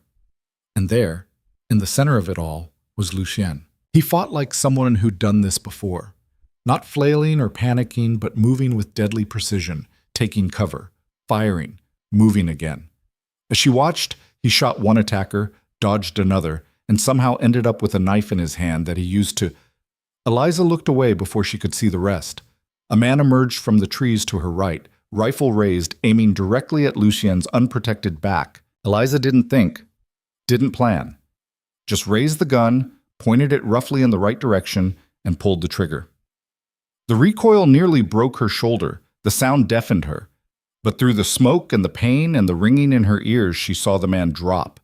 Saw Lucien spin around, eyes wide with shock. Saw him stare at her for one frozen moment before diving back into cover as more shots rang out. After that, everything became fragments. Eliza fired twice more, hitting nothing but buying precious seconds. One of the guards finally flanked the attackers, and suddenly men were running, retreating into the forest like rats from light. Then silence. Heavy, suffocating silence broken only by the labored breathing of survivors and the horrible wet sounds of the dying. Eliza dropped the rifle. Her hands were numb. Her whole body was numb. Lucien appeared at the carriage door. His coat was torn, face streaked with mud and blood. She couldn't tell if it was his or someone else's, but his eyes were clear and sharp and locked on hers with an intensity that made her breath catch. "Are you hurt?" he demanded. She shook her head, couldn't speak. "Can you walk?" Another nod. He reached in and pulled her out, his hands surprisingly gentle despite the violence that had just ended. Her legs barely held her. She stared at the carnage around them, the bodies, the blood, the ruined carriages. "You shot him," Lucien said. Not a question. "He was going to kill you." "Yes, he was." His hands tightened on her shoulders. "You saved my life." Her voice cracked. "I didn't know what else to do." One of the surviving guards approached, looking shaken. "Your Grace, we need to move. Those were just the first wave." "First wave?" Eliza repeated faintly. Lucien's expression turned grim. This wasn't random bandits. This was an assassination attempt. Professional, coordinated, well-funded. He looked at the guard. "How many horses survived?" 3. Maybe 4 if we can calm the mare. "Get them ready. We ride for the way station at Croftwood. It's fortified. We can defend it if they come again." "And if they're already there?" Lucien's smile was sharp and cold and absolutely vicious. "Then we go through them."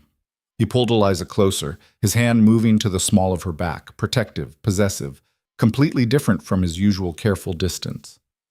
"I need you to stay close," he said quietly. "Whatever happens next, don't leave my sight. Understood?" Eliza nodded. She didn't trust her voice. They mounted the surviving horses, Eliza sharing one with Lucien since she'd never learned to ride alone. His arms came around her to grip the reins, caging her in, making her feel simultaneously safer and more vulnerable than she ever had. As they rode away from the massacre, Eliza looked back once. The bodies, the broken carriages, the blood soaking into the dirt. This was what her new life looked like. This was the price of power, the cost of revenge, the reality behind the ball gowns and the titles and the carefully maintained facades. And the worst part? She wasn't sure she regretted it. The way station at Croftwood turned out to be less fortified refuge and more abandoned stone box with a leaking roof. Eliza slid off the horse, legs shaking so badly she had to grab the saddle to stay upright. Blood had soaked through her dress. Not hers, she didn't think, though at this point she couldn't be sure of anything. "Inside," Lucien ordered, already moving. "Thompson, secure the perimeter. Davies, check the back entrance. If there's more than one way in, I want to know about it." The two surviving guards moved immediately, leaving Eliza alone with her husband in what passed for the main room. Bare stone walls, a fireplace that hadn't seen use in months, and furniture that looked like it might collapse if anyone sat on it. Lucien was checking his pistol, reloading with practiced efficiency that made her stomach turn. How many times had he done this? How many ambushes had he survived?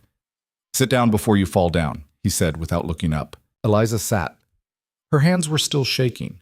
She tried to stop them, tried to control the tremors running through her entire body, but her muscles had stopped listening to her brain somewhere around the third gunshot.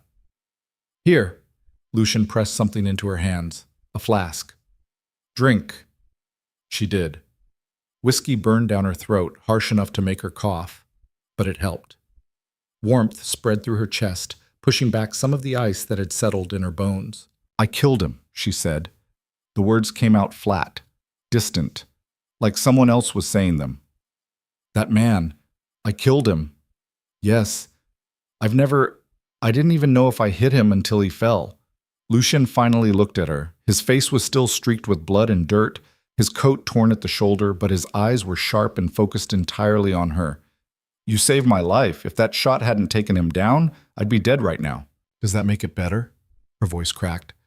"That I murdered someone for a good reason?" "It wasn't murder. It was survival." He crouched in front of her, taking the flask back. "And yes, it makes it better. Not easier. Not clean. But better. You've done this before. Too many times." He stood, moving to the window to peer out at the darkening forest. "My father had enemies. I inherited them along with the title.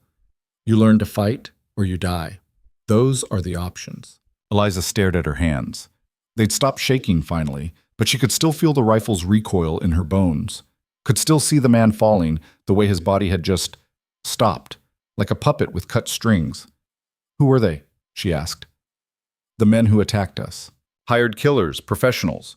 I recognized one of them. Used to work for the Merchant Guild before they cleaned house." Lucien's jaw tightened. This wasn't Hartford. He doesn't have the stomach for actual violence. Someone bigger is pulling strings. "Who?" "That's what we're going to find out." He turned back to her, and something in his expression had changed. Softened, maybe. Or just become less guarded. "You did well today. I know it doesn't feel like it, but you did. Most people would have frozen. You didn't. Most people aren't idiots who pick up guns they don't know how to use. No. Most people are cowards who let other people die rather than risk themselves." He moved closer, and Eliza found herself tracking his movement like prey tracks a predator. "You're not a coward, Eliza. Whatever else you are, you're not that." The way he said her name, not Miss Thornfield or Your Grace, but just her name, made something flutter in her chest. Dangerous. This whole thing was dangerous in ways that had nothing to do with bullets and blood. Thompson appeared in the doorway, breathing hard. "Perimeter's clear for now, but there's tracks leading north, at least 6 horses, maybe more. They're regrouping." "How long do we have?" Lucien asked. "Hour. Maybe 2 if we're lucky." "We won't be lucky." Lucien looked around the way station, calculating. "We can't defend this place against a full assault, not with 3 of us and limited ammunition." "So we run," Eliza said. "No." His smile was sharp. "We set a trap." The plan was insane. Eliza said so multiple times while they were setting it up, but Lucien ignored her. They'll expect us to run or hide, he explained, helping Thompson rig a tripwire across the back entrance. They won't expect us to turn this into a kill box. Because it's suicide, Eliza pointed out. It's calculated risk. Different thing. He tested the wire, nodded in satisfaction. Davies, how's the roof access? Solid enough. I can get up there, set up a firing position. Do it. Thompson, you're with me on the ground floor. Eliza, don't you dare tell me to hide, she interrupted. He looked at her for a long moment. Can you reload a pistol? I can learn. That's not the same thing. Teach me then. She lifted her chin, meeting his eyes. You said it yourself. Fight or die. I'd rather fight. Something flickered in his expression. Pride, maybe, or concern, or both. All right, he said finally. Come here. He showed her how to load the pistol, how to check the chamber, how to aim without closing her eyes and praying. His hands covered hers, guiding her movements, and Eliza tried very hard not to notice how warm they were, how steady. If they get past us, he said quietly, you run. Straight east through the forest. There's a mining town about 5 miles out. Tell them who you are. They'll protect you. And leave you here to die? Better one of us survives than neither. His hands tightened on hers. Promise me, Eliza. If it comes to that, you run. She wanted to argue, wanted to tell him she wouldn't abandon him, wouldn't leave him to face whatever was coming alone. But the look in his eyes stopped her. I promise, she lied. They waited as darkness fell. Eliza positioned herself in an alcove near the fireplace, pistol heavy in her hands. From here she could see the main entrance and part of the back room. Could see Lucien crouched behind an overturned table, face hidden in shadow. The minutes crawled past like hours. Every sound made her jump, wind in the eaves, mice in the walls, her own heartbeat thundering in her ears. Then Thompson's voice, barely a whisper from upstairs. Movement. North side. 8. No, 10 of them. Eliza's grip tightened on the pistol. The door exploded inward in a shower of splinters. Men poured through, rough-looking, armed, moving with the kind of coordination that spoke of military training. The first one triggered the tripwire, and suddenly the room was chaos. The explosion wasn't large, just enough black powder to disorient and injure. But in the confined space, it was devastating. Men screamed, smoke filled the air. And through it all, Lucien moved like a ghost, firing, striking, disappearing into the haze before anyone could track him. Davies fired from the roof, Thompson from the stairs. The attackers tried to regroup, tried to find cover, but the way station's layout worked against them. Too many corners, too many blind spots, too many angles of attack. One man made it through to Eliza's alcove. He was bleeding from a dozen places, eyes wild, rifle swinging toward her. She shot him. No hesitation this time. No shock, just pulled the trigger and watched him fall. The pistol clicked empty. She fumbled for the second one Lucien had given her, hands moving on muscle memory from his rushed lesson. Load, check, aim. Another man appeared. She fired, missed. He dove for cover and she lost sight of him in the smoke. West wall, Davies shouted. They're breaching the... The gunshot cut him off. Eliza's heart stopped. Listened for Davies' voice again. Heard nothing. Thompson! Lucien's voice, sharp with command. Fall back to the main room. Thompson appeared through the smoke, face bloody, moving with the desperate speed of someone who knew death was seconds behind him. He made it 3 steps before the bullet took him in the leg. He went down hard, screaming. Eliza moved without thinking, broke from her cover, grabbed Thompson's collar, and started dragging him back toward the alcove. He was heavy, dead weight except for the leg he was clutching, and she could hear footsteps behind them, getting closer.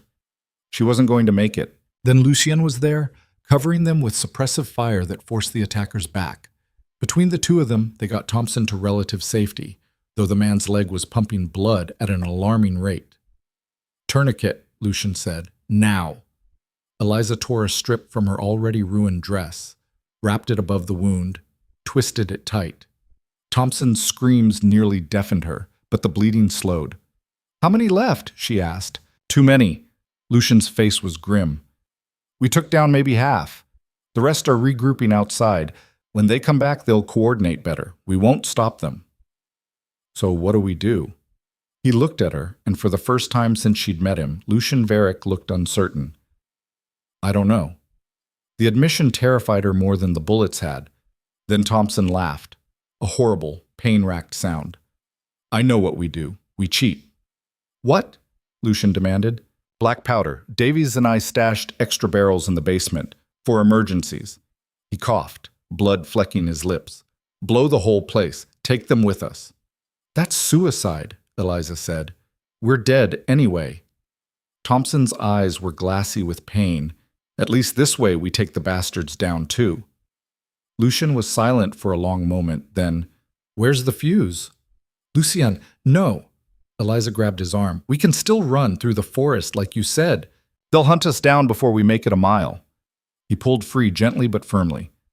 This is our best chance. Our best chance is blowing ourselves up? Our best chance is making them think we blew ourselves up. His eyes met hers, and suddenly she understood.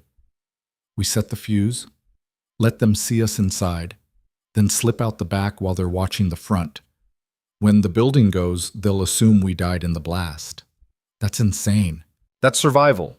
He checked his remaining ammunition. Thompson, can you make it to the back entrance? If you carry me, sure. More gunfire from outside. They were testing the defenses, looking for weak points. They had maybe 5 minutes before the next assault. Lucien moved fast, explaining the plan to Thompson, who dragged himself toward the basement stairs. Eliza followed them down into a cramped space that smelled of mold and old earth. The black powder barrels were exactly where Thompson had said. 4 of them, marked with faded military stamps. Enough to level half the forest, Thompson said with grim satisfaction. Help me set the fuse. They worked quickly, Thompson directing, Lucien and Eliza following his instructions. The fuse was long, gave them maybe 3 minutes to get clear. Maybe. What about you? Eliza asked Thompson. What about me? You can't walk. How are you getting out? Thompson looked at Lucien. Lucien looked away. Oh, Eliza said softly. Oh, no, we're not leaving him. Yes, you are. Thompson's voice was steady. I'm bleeding out anyway. Legs ruined. Even if we get clear, I'll slow you down and we'll all die. He smiled, and it was genuine. This way I get to take some of them with me. Not a bad way to go. There has to be another way. There isn't. Lucien's hand found hers in the darkness, and we're out of time. Above them, wood splintered, shouting. The attackers were inside again. Go, Thompson said. Light the fuse and go. And your grace? He looked at Eliza.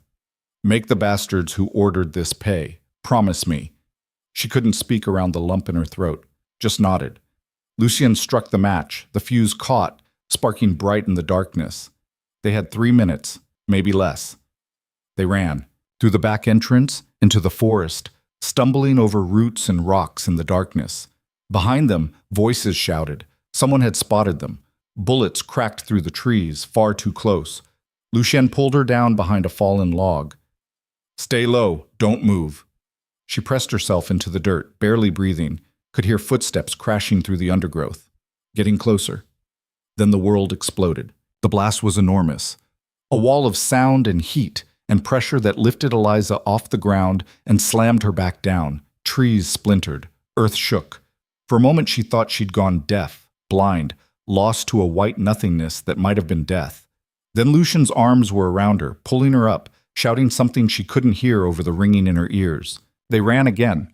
Eliza had no idea which direction, no sense of up or down, just followed Lucien's hand gripping hers and trusted he knew where he was going. Behind them, flames climbed into the night sky. The way station was gone. Thompson was gone. The attackers, some of them at least, were gone. And Eliza and Lucien were alive. They collapsed finally in a ravine maybe a mile from the blast site. Eliza's lungs burned, her legs had stopped working. She lay on her back staring up at stars that seemed impossibly distant and tried to remember how breathing worked. Are you hurt? Lucien's voice, hoarse and ragged. I don't know.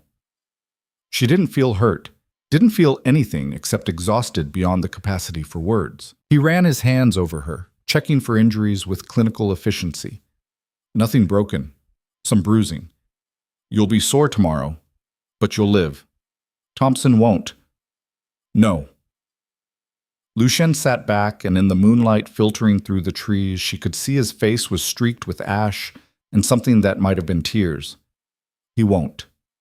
They sat in silence for a long time. Above them, the forest burned. Below them, whatever was left of their attackers was scattered across the mountainside. "We should keep moving," Lucien said finally, in case any of them survived. "In a minute." Eliza couldn't make herself move yet. "Just give me a minute." He nodded, didn't push. "Your Grace?" A voice from the darkness. Eliza nearly screamed before she recognized it. Davies, appearing from the trees like a ghost, blood running down his face from a scalp wound. "You're alive," Lucien said, and the relief in his voice was palpable. "Barely." Davies collapsed beside them. "Took a shot to the shoulder, fell off the damn roof. Woke up when the building exploded. Thompson?" "Didn't make it." Davies closed his eyes. "Hell." They rested for another few minutes, then forced themselves moving. Davies thought he could find the mining town Lucien had mentioned, and none of them had better ideas. The walk took hours, or maybe days. Time stopped meaning anything around the point where Eliza's feet went numb, and her vision started tunneling. She just walked, one foot in front of the other, because stopping meant dying, and she'd come too far to die now. Dawn was breaking when they finally stumbled into Greystone, a collection of rough buildings clinging to the mountainside like barnacles. Miners were heading to work, lunch pails in hand, and they stopped to stare at the three ragged, blood-soaked figures emerging from the forest. "We need," Lucien started, and his voice cracked. "We need." Then his legs gave out. Eliza caught him, barely. He was heavier than he looked, and she wasn't sure her own legs would hold much longer. But she managed to lower him to the ground instead of letting him fall, and that had to count for something. "Help!" she shouted at the staring miners. "Please, we need help." They moved then, finally.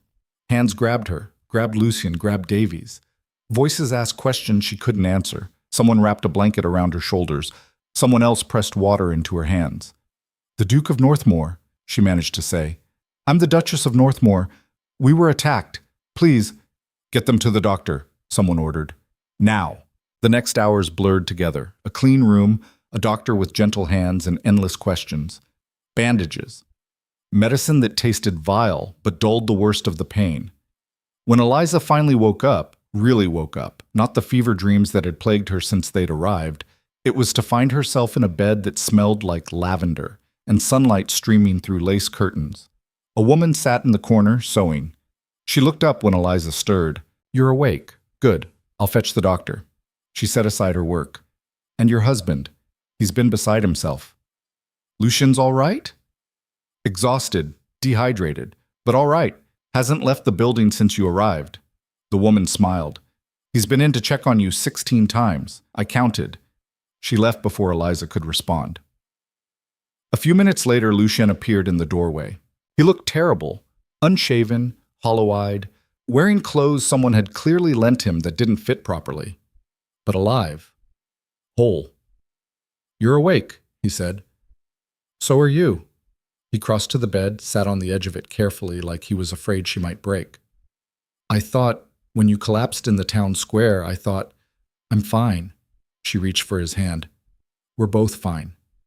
"Davies? Shoulder wounds healing. He'll be all right." Lucien's thumb brushed across her knuckles. "The town doctor says you need rest, at least a week before you should travel." "We don't have a week. Whoever sent those men thinks we're dead." His smile was grim. The explosion made the papers. "Duke and Duchess of Northmore killed in tragic accident. Everyone believes we died in that way station." Eliza stared at him. "Everyone?" "Everyone." His eyes glinted with something dangerous. "Which gives us a very interesting advantage. We're ghosts now, Eliza. We can move without being watched, act without being anticipated." "What are you planning?" "Revenge." The word was simple, final. "We know this attack was coordinated, professional, expensive. That means money. That means records. And I know exactly where to look." "Where?" "The Merchant Guild. They handle payouts for contracts like this, keep ledgers of every transaction." He leaned closer. "We go back to the city, quietly, find out who paid for our deaths, and then we destroy them. They'll be watching for us." They'll be watching for the Duke and Duchess of Northmore. His smile sharpened. Not for a couple of refugees from a mining accident. We can hide in plain sight while we work. Eliza thought about it. About Thompson dying in the explosion. About Davies wounded and in pain. About her own hands still stained with blood no amount of washing had removed. "When do we leave?" she asked. They spent a week in Greystone, recovering and planning. The miners were kind, fed them, clothed them, asked no questions beyond the cover story Lucian had constructed about bandits and bad luck. Eliza suspected they knew more than they let on, but mountain folk had their own code about minding business that wasn't theirs. Davies healed quickly.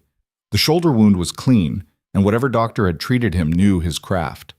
By the 5th day, he could move his arm without wincing. "I've been thinking," he said on the 6th day, as they sat around the small kitchen table in the house the miners had lent them. "About the attack, the coordination, the numbers." "And?" Lucien prompted. "That costs money, serious money, more than Hartford has, even before you called in his debts, more than the Ashford family has." Davies leaned forward. "We're looking at someone with deep pockets and deeper connections." "The Merchant Guild controls most of the trade through the Northern Territories," Eliza said slowly. "They'd have both. They would, but why would they care about us?" Lucien drummed his fingers on the table. "I've never crossed them, never interfered with their operations." "Haven't you?" Eliza met his eyes. "You've been buying up coal mines, railways, shipping contracts, all things the Guild used to control." Lucien went very still. "You've been paying attention. I'm your wife. It's my job to pay attention." She pulled the crude map they'd been working on closer. "The Guild makes its money by controlling supply chains. You've been systematically breaking their monopolies. That's motive." Davies whistled low. "She's right. The Guild doesn't take competition well. They've bankrupted smaller players for less." "But murder?" Lucien shook his head. "That's extreme even for them." "Is it?" Eliza asked. "They tried to kill you and make it look like an accident. No investigation, no scandal, just a tragic story that makes them look sympathetic while removing a threat." She traced lines on the map. "It's actually brilliant. If we died, everyone would have blamed bandits or bad roads. No one would have looked deeper." Lucien studied her with an expression she couldn't quite read. "When did you get so good at this?" "I've had excellent teachers. Margaret taught me how to read people. Edmund taught me how they'll betray you. And you—" She paused. "You taught me how to fight back."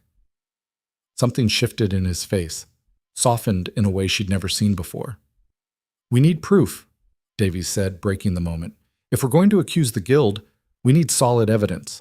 Otherwise, it's our word against theirs, and they have a lot more credibility than a couple of supposedly dead nobles." "The ledgers," Lucien said. "They keep records of everything. Every payment, every contract, every arrangement. If they paid for the assassination, it'll be in there somewhere." "How do we get access?"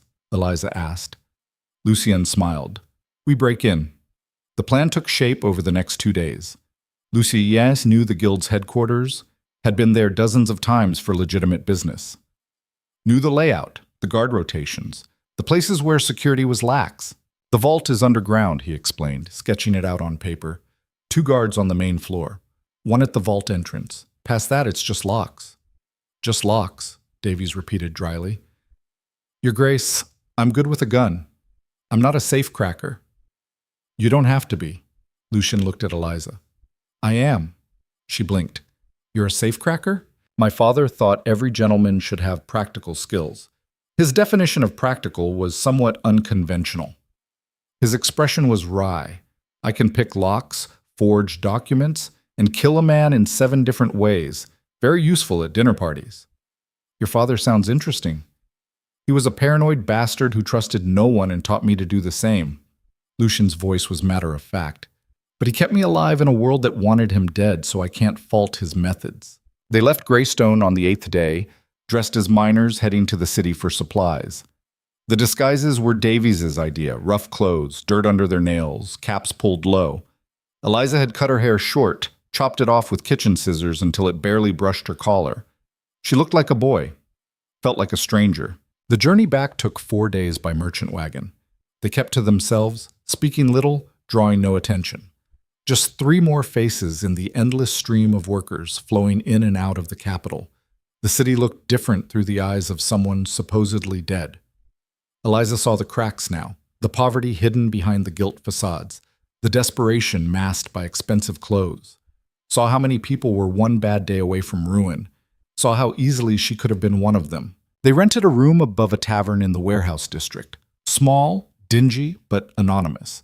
The kind of place where no one asked questions and everyone minded their own business. "Tomorrow night," Lucian said, studying the guild headquarters from their window. "Full moon. Good visibility, but lots of shadows. Best chance we'll get." Eliza watched him plan. Watched the way his mind worked through possibilities and contingencies. This was a different Lucien than the cold businessman who'd proposed a marriage of convenience. This was someone sharper, harder, more real. "Are you scared?" she asked. Terrified. He didn't look away from the window. "But fear's useful, keeps you sharp, keeps you alive." "What happens if we fail?" "We don't fail." Now he did look at her, and his eyes were absolutely certain. "We can't afford to." The next night they moved like ghosts through the city streets. Davies stayed behind as lookout, watching for patrols. Lucien and Eliza approached the guild headquarters from the service entrance, a door that opened onto an alley filled with refuse and rats. Lucien picked the lock in under a minute. They slipped inside. The building was dark, silent. Their footsteps echoed on marble floors as they made their way toward the vault. Eliza's heart hammered so loud she was sure someone would hear it. They passed the guard station. Empty, shift change, exactly as Lucian had predicted. Down the stairs to the basement level. Another locked door, another minute of tense silence while Lucian worked. Then they were in. The vault was smaller than Eliza had imagined. Just a room lined with filing cabinets and a single large safe. Lucian moved to the safe, pulling lock picks from inside his coat. "Watch the door," he whispered. Eliza positioned herself where she could see the stairs.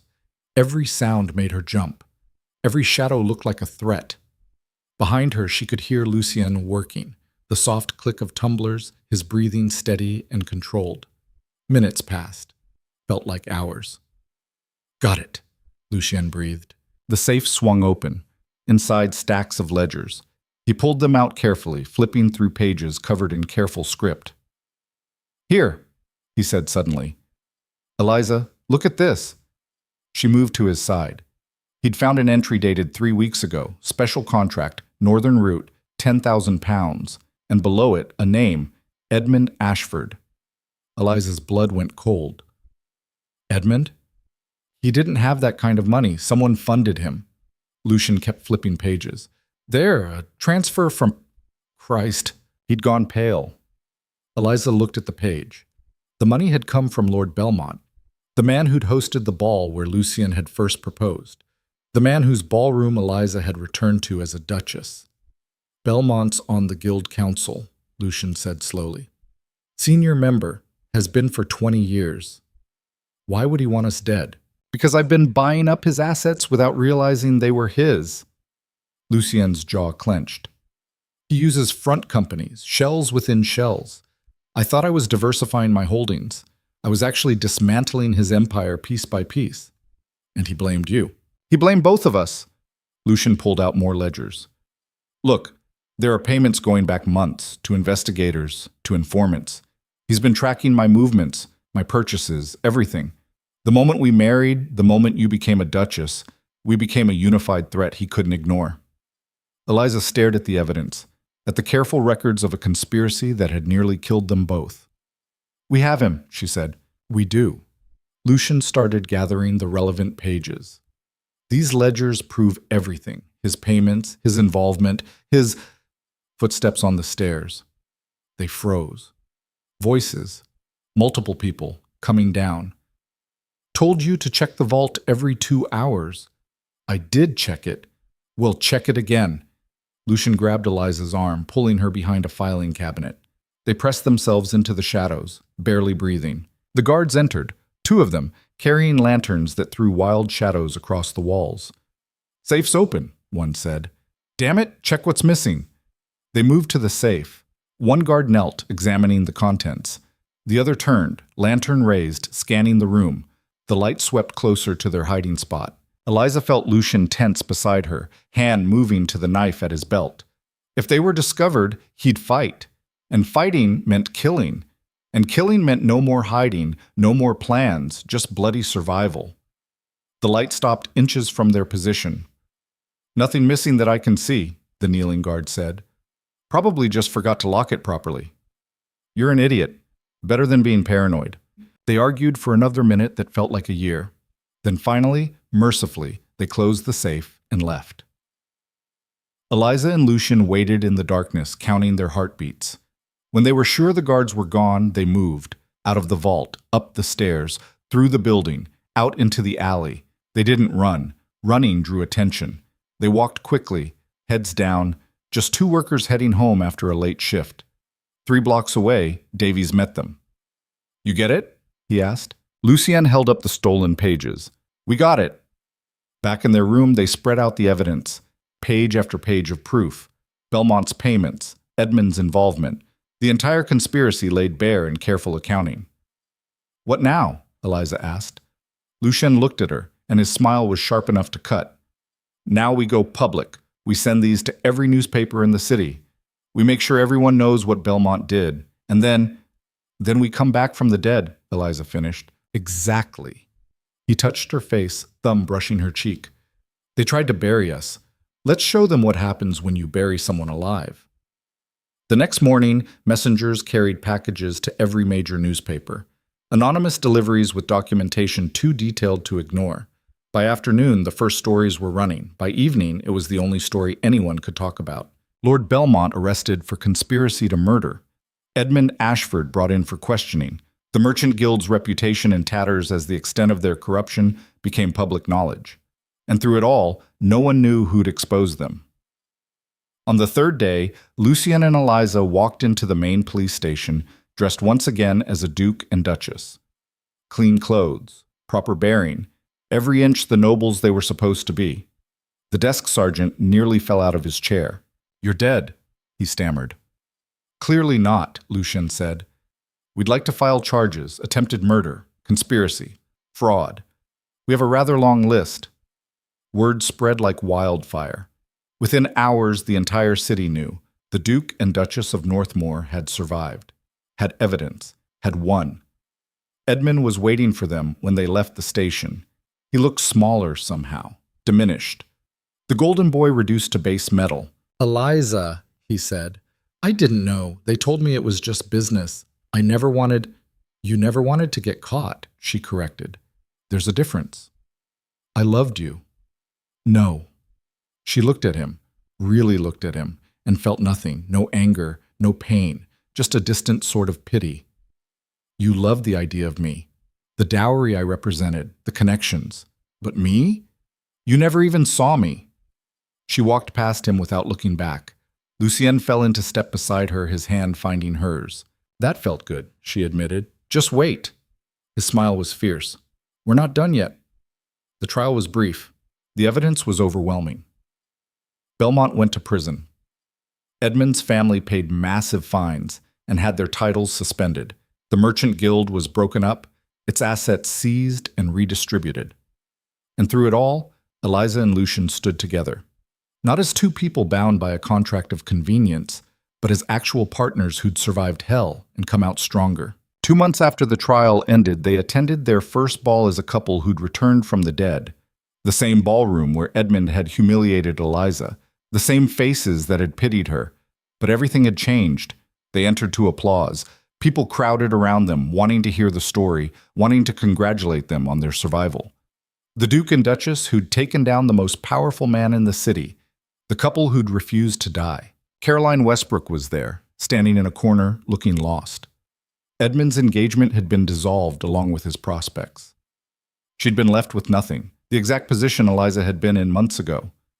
Eliza could have gloated, could have made Caroline feel every ounce of humiliation she'd felt.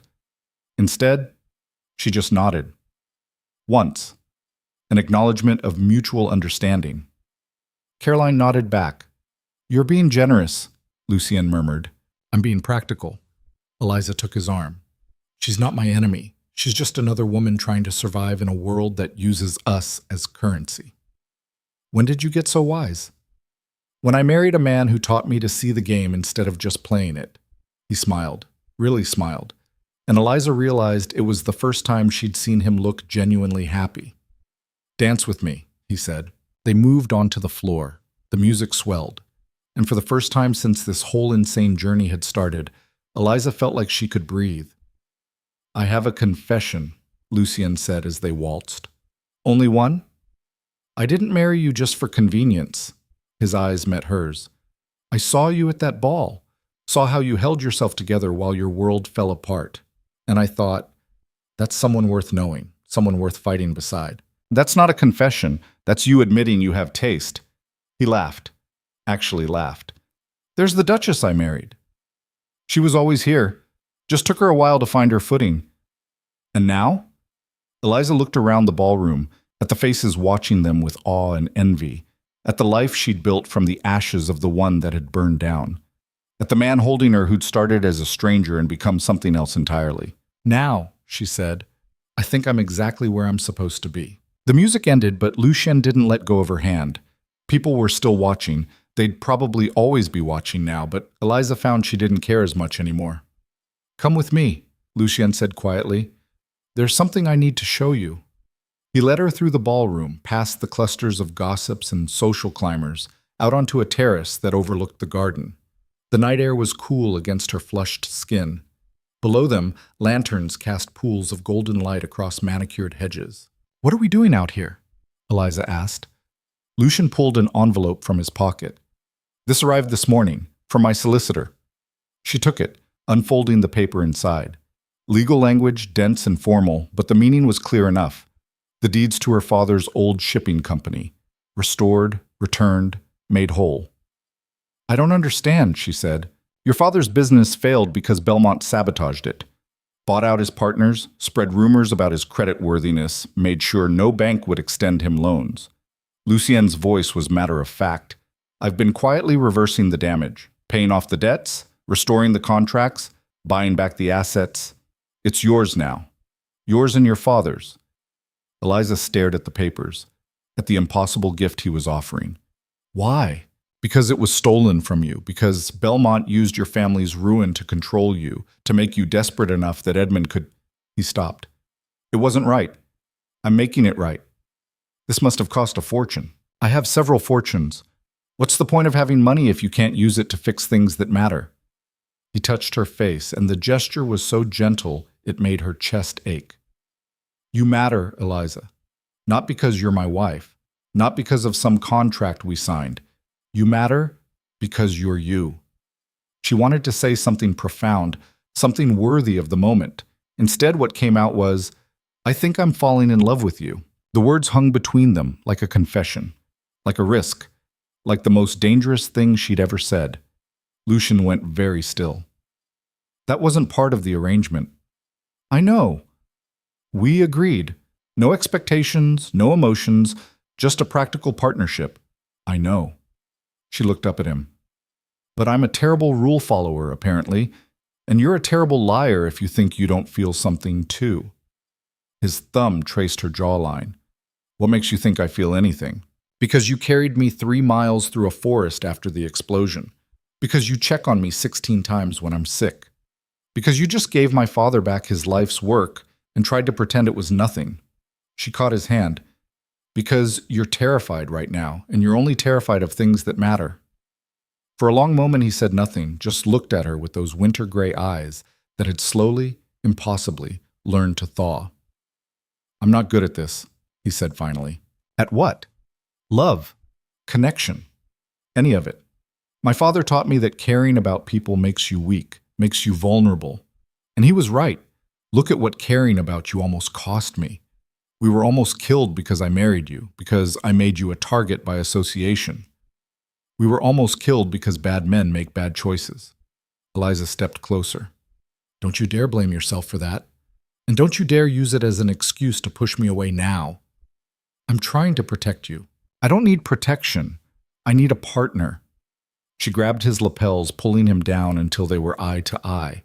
I need someone who sees me as an equal, not a fragile thing to be kept safe.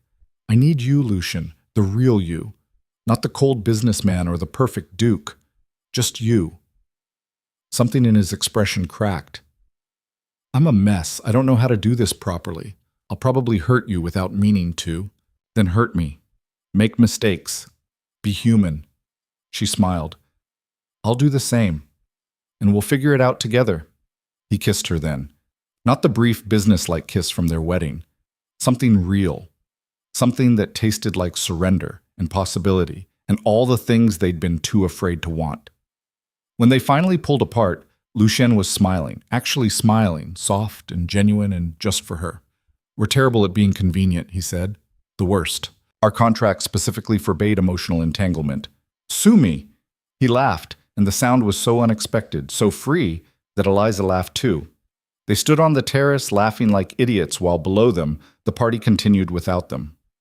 I love you too, Lucien said when they'd caught their breath. In case that wasn't clear, say it again. I love you, Eliza Varick. You're infuriating and reckless, and you shot a man to save my life. You're the best thing that's ever happened to me. Much better. She kissed him again, softer this time. Now let's go back to the party before people start speculating about what we're doing out here. Let them speculate. But they went back anyway. The rest of the evening passed in a blur of congratulations and barely concealed envy. Eliza fielded questions about their survival with practiced ease, giving just enough detail to satisfy curiosity without revealing the whole truth. Some things were private. Some scars didn't need to be displayed. She found Margaret near midnight, slightly drunk and entirely delighted. You're glowing, Margaret announced. You're literally glowing. What happened? Nothing. Liar. You disappeared with your devastatingly handsome husband and came back looking like you'd solved the mysteries of the universe. Margaret grabbed her arm. Tell me everything. There's nothing to tell.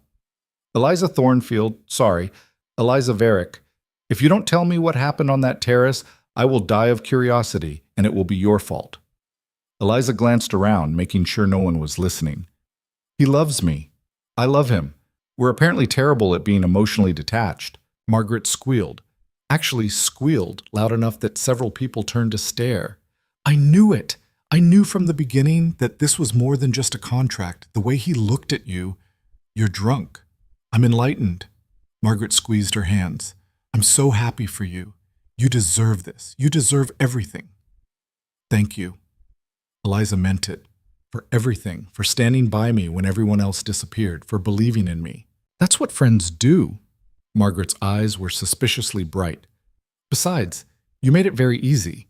You went from discarded fiancée to legendary duchess in less than 3 months.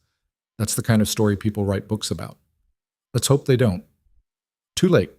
I'm already planning the title. The Duchess Who Refused to Die. Or maybe How to Survive an Assassination While Looking Fabulous. I'm workshopping it. Eliza laughed despite herself. You're impossible, and you love me for it. Edmund appeared then, hovering awkwardly at the edge of their conversation. He looked terrible, thinner than Eliza remembered, shadows under his eyes, his expensive clothes hanging wrong like they didn't quite fit anymore. Eliza, he said. Might I have a word? Margaret's expression turned murderous. Absolutely not. It's fine, Eliza said. She looked at Edmund, really looked at him, and felt nothing but a distant sort of pity. Walk with me. They moved to a quieter corner of the ballroom. Edmund kept his hands clasped behind his back, like he didn't trust them not to reach for her. I wanted to apologize, he said, for everything, for breaking our engagement the way I did, for getting involved with Belmont, for... His voice cracked. For all of it. Why did you do it? Eliza asked. The engagement, I understand. You needed money. I didn't have it. That's just pragmatism. But the assassination? Edmund, you paid people to kill me. I didn't know that's what it was. He looked sick. Belmont said it was just surveillance, that he wanted to make sure you and Northmore weren't plotting against his business interests. I gave him money thinking it was for investigators. When I found out what he'd really done, you said nothing. I was terrified.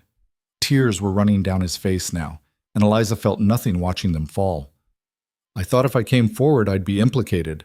I'd lose everything, so I stayed quiet and hoped no one would ever know.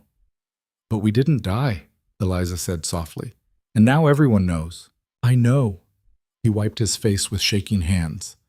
I know, and I deserve everything that's coming. The fines, the scandal, all of it. But I needed you to know I never wanted you dead. I'm weak and I'm a coward, but I'm not a murderer. You're right, Eliza agreed. You're not a murderer. You're just someone who was willing to look away while other people did your murdering for you. I'm not sure that's better. Edmund flinched like she'd slapped him. I loved you, Eliza continued. I thought we had something real. When you broke the engagement, it destroyed me. I thought I'd never recover. She smiled, and it wasn't kind. But then I did recover. I found someone who sees me as an equal instead of a possession. I became someone I actually like. So thank you, Edmund. Thank you for breaking my heart. It was the best thing that ever happened to me. She walked away before he could respond.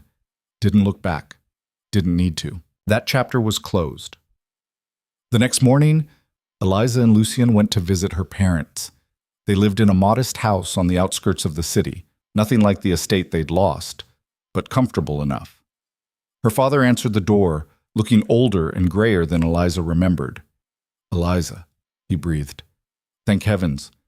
We heard about the attack, about you and the Duke. We thought, we're fine, Father.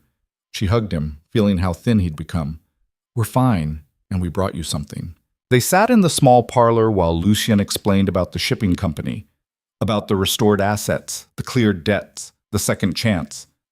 Her father cried, openly wept, shoulders shaking, while her mother held his hand and tried not to cry herself. I don't know what to say, he managed finally. This is, Your Grace, this is more than I ever dreamed. It's yours, Lucien said firmly. It was always yours. Belmont stole it. I'm just returning what he took. But the cost is irrelevant. Lucien glanced at Eliza. Your daughter saved my life multiple times. This is the least I can do. Her father looked at Eliza with something like awe. You've done well for yourself. I've been lucky. She took Lucien's hand. Very, very lucky. They stayed for lunch. Simple food. Nothing fancy, but the best meal Eliza had eaten in months.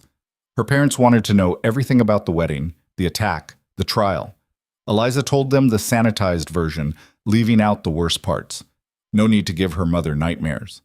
When they finally left, her father pulled her aside. That man loves you, he said quietly. I can see it in how he looks at you, how he positions himself between you and the door like he's still expecting threats. He'd die for you. I know. Do you love him? Yes. The answer came easily. I really, really do. Her father smiled. Then I'm happy for you, even if he is terrifying. He grows on you. Like mold? Like family. Over the next few weeks, life settled into something almost normal. Almost. Eliza learned to navigate her role as Duchess, managing the household, hosting dinners, handling the endless social obligations that came with the title. It was exhausting. It was tedious. It was also surprisingly satisfying. She had power now, real power. People listened when she spoke. Doors opened at her approach, and she used every bit of that power to help people who'd been in her position. Women left destitute by broken engagements, families destroyed by corrupt business deals, anyone who'd been chewed up and spit out by the system. You're making enemies again, Lucien warned one evening as she drafted another letter to a newspaper about working conditions in the factories. Good. Eliza didn't look up. The right enemies mean you're doing something worthwhile. That's a very diplomatic way of saying you enjoy making people uncomfortable. I learned from the best. He laughed, coming to read over her shoulder. This is going to make the factory owners furious. I'm counting on it. Public pressure works wonders when applied correctly. Have I mentioned that you're magnificent? Not in the last hour. I was starting to feel neglected. He kissed the top of her head. Can't have that. The factory letter worked. Within a month, working conditions improved. Pay increased. Safety measures were implemented. It wasn't a revolution, just a small step toward making things slightly less awful for people who had no other options. But small steps mattered. Other letters followed. Other causes. Eliza discovered she had a talent for finding pressure points, the exact combination of public shame and economic incentive that made powerful people suddenly develop consciences. Margaret helped, of course. Together they became a force. The Duchess of Northmore and her sharp-tongued companion, wielding pens like weapons and social pressure like siege engines. "We should start a newspaper," Margaret suggested one afternoon, 3 months after the trial. "Our own publication. Say what we want without worrying about editors cutting the controversial bits." "That's actually brilliant," Eliza said. "I have my moments." They launched The Citizen's Voice 6 months later.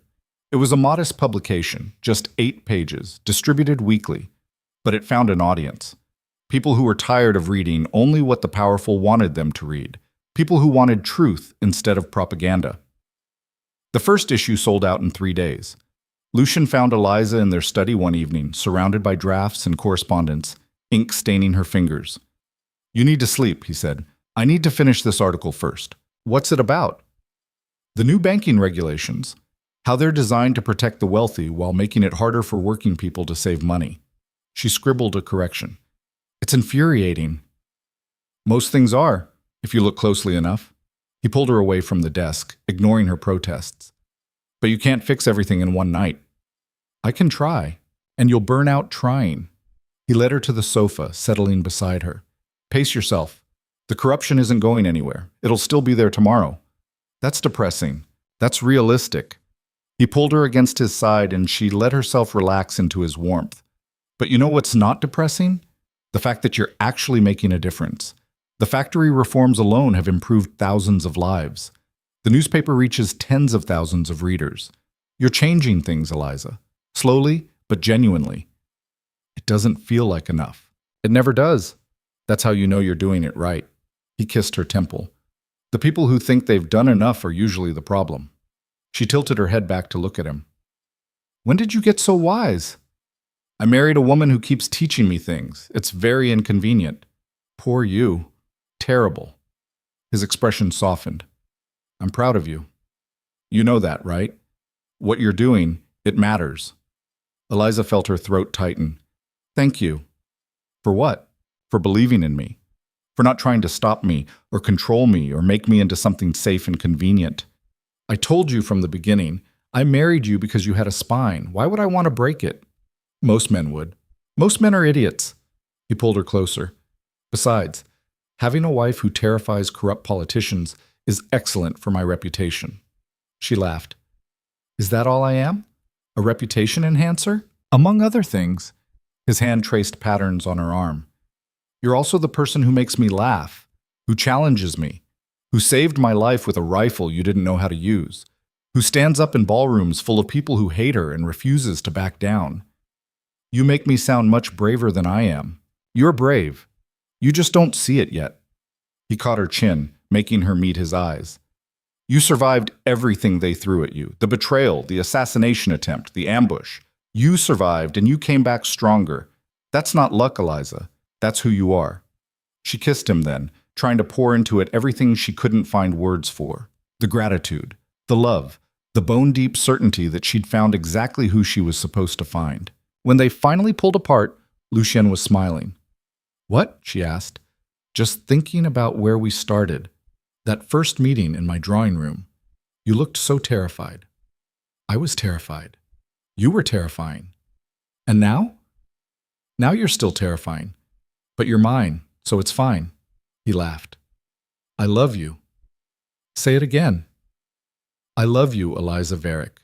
Inconvenient, infuriating, magnificent you. Better. Now come to bed before I fall asleep on this sofa and wake up with terrible neck pain. Can't have that.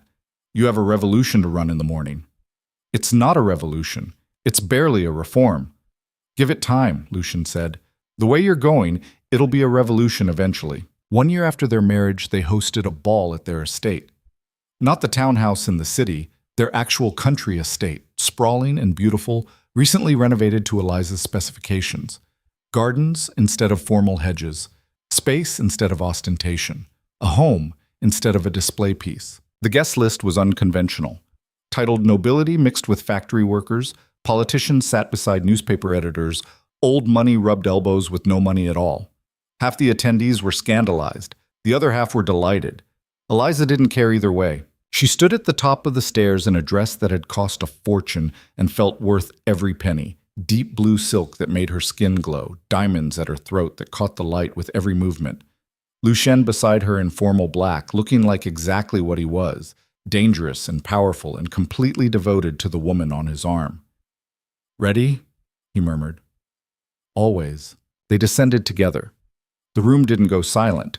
Eliza had specifically instructed the orchestra to keep playing, hated the dramatic pause that put all attention on arrivals, but heads definitely turned.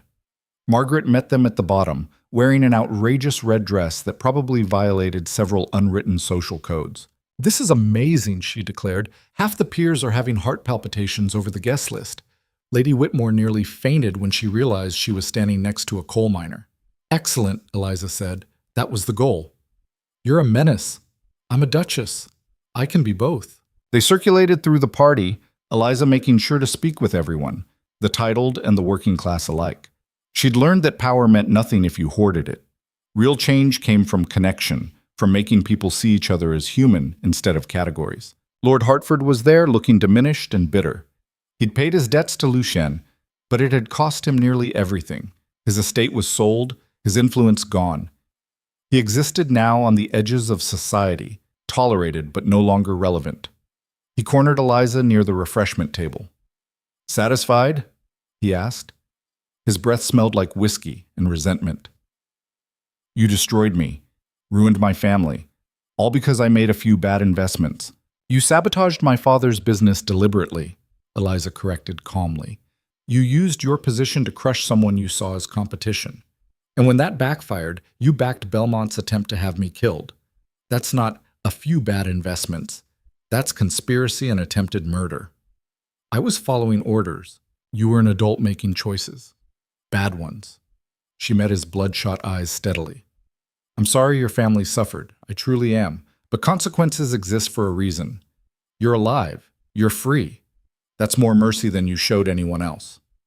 She walked away before he could respond. Found Lucien talking with a group of miners about railway safety conditions. He saw her approach and smiled, that private smile that was just for her. "Gentlemen," he said, "my wife has arrived to make sure I'm not promising things we can't deliver."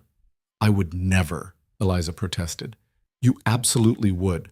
Last week you committed us to funding 3 schools, a hospital, and a public library. All necessary projects. All expensive projects. We have money." "That's not the point." He stopped, seeing her expression. "Fine. Fund whatever you want. I'll figure out the budget."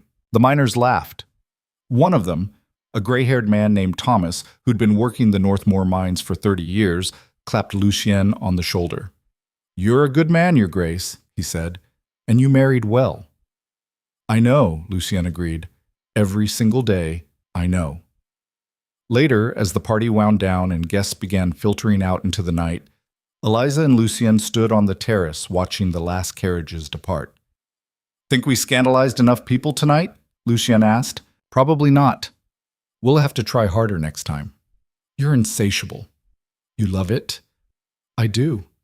He pulled her against him and they stood in comfortable silence, watching stars appear in the darkening sky. "I was thinking. Dangerous.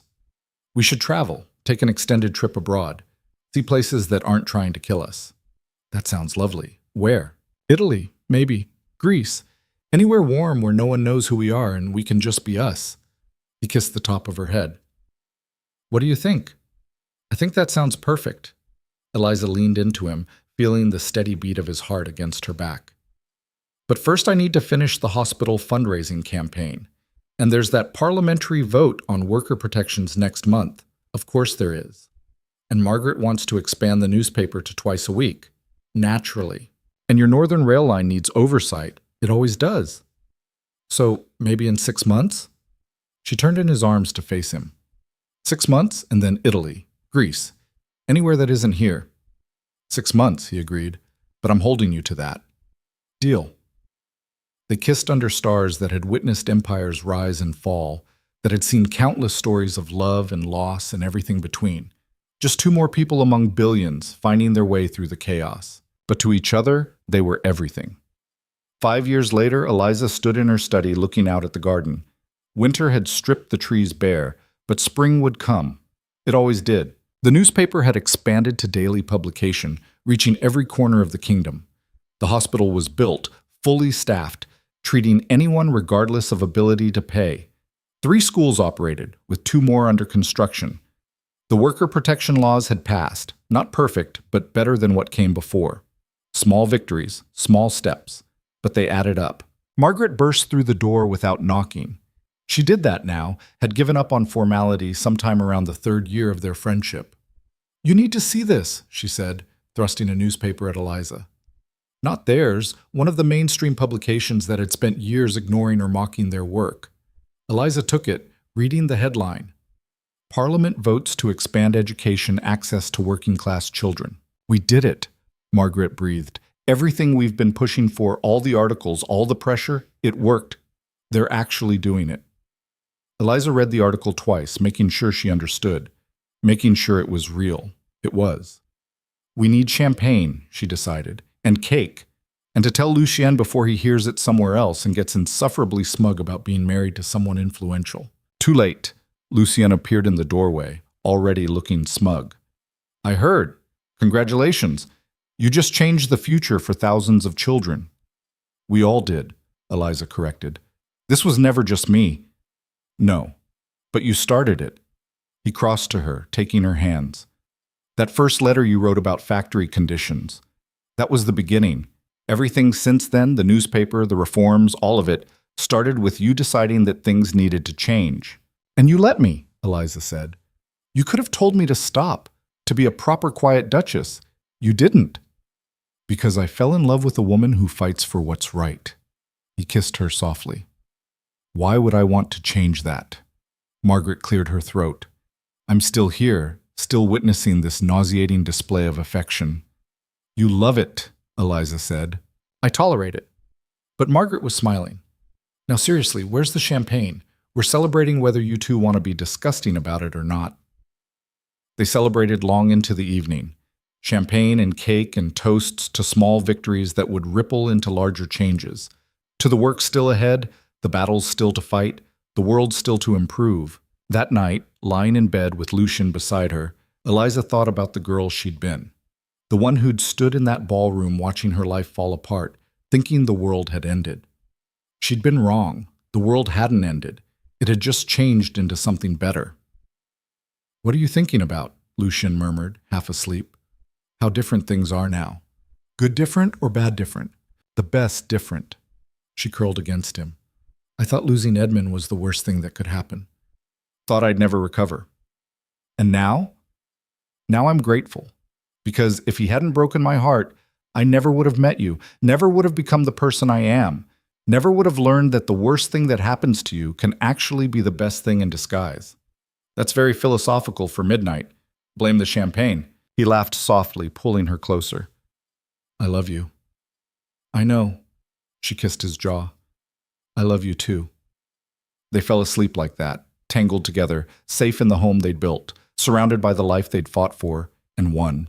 Years later, people would tell stories about the Duchess of Northmore, about the woman who'd been publicly discarded and had refused to disappear, who'd survived assassination attempts and come back stronger, who'd married a duke everyone feared and somehow made him human, who'd used her position not for parties and gowns but for actual change, who'd proven that the best revenge wasn't destruction, it was building something better from the ashes of what tried to destroy you. But those stories missed the important parts, the doubt and fear and moments of wanting to give up, the mistakes and failures and times when nothing worked, the slow grinding progress that didn't look like progress until you stepped back and saw how far you'd come.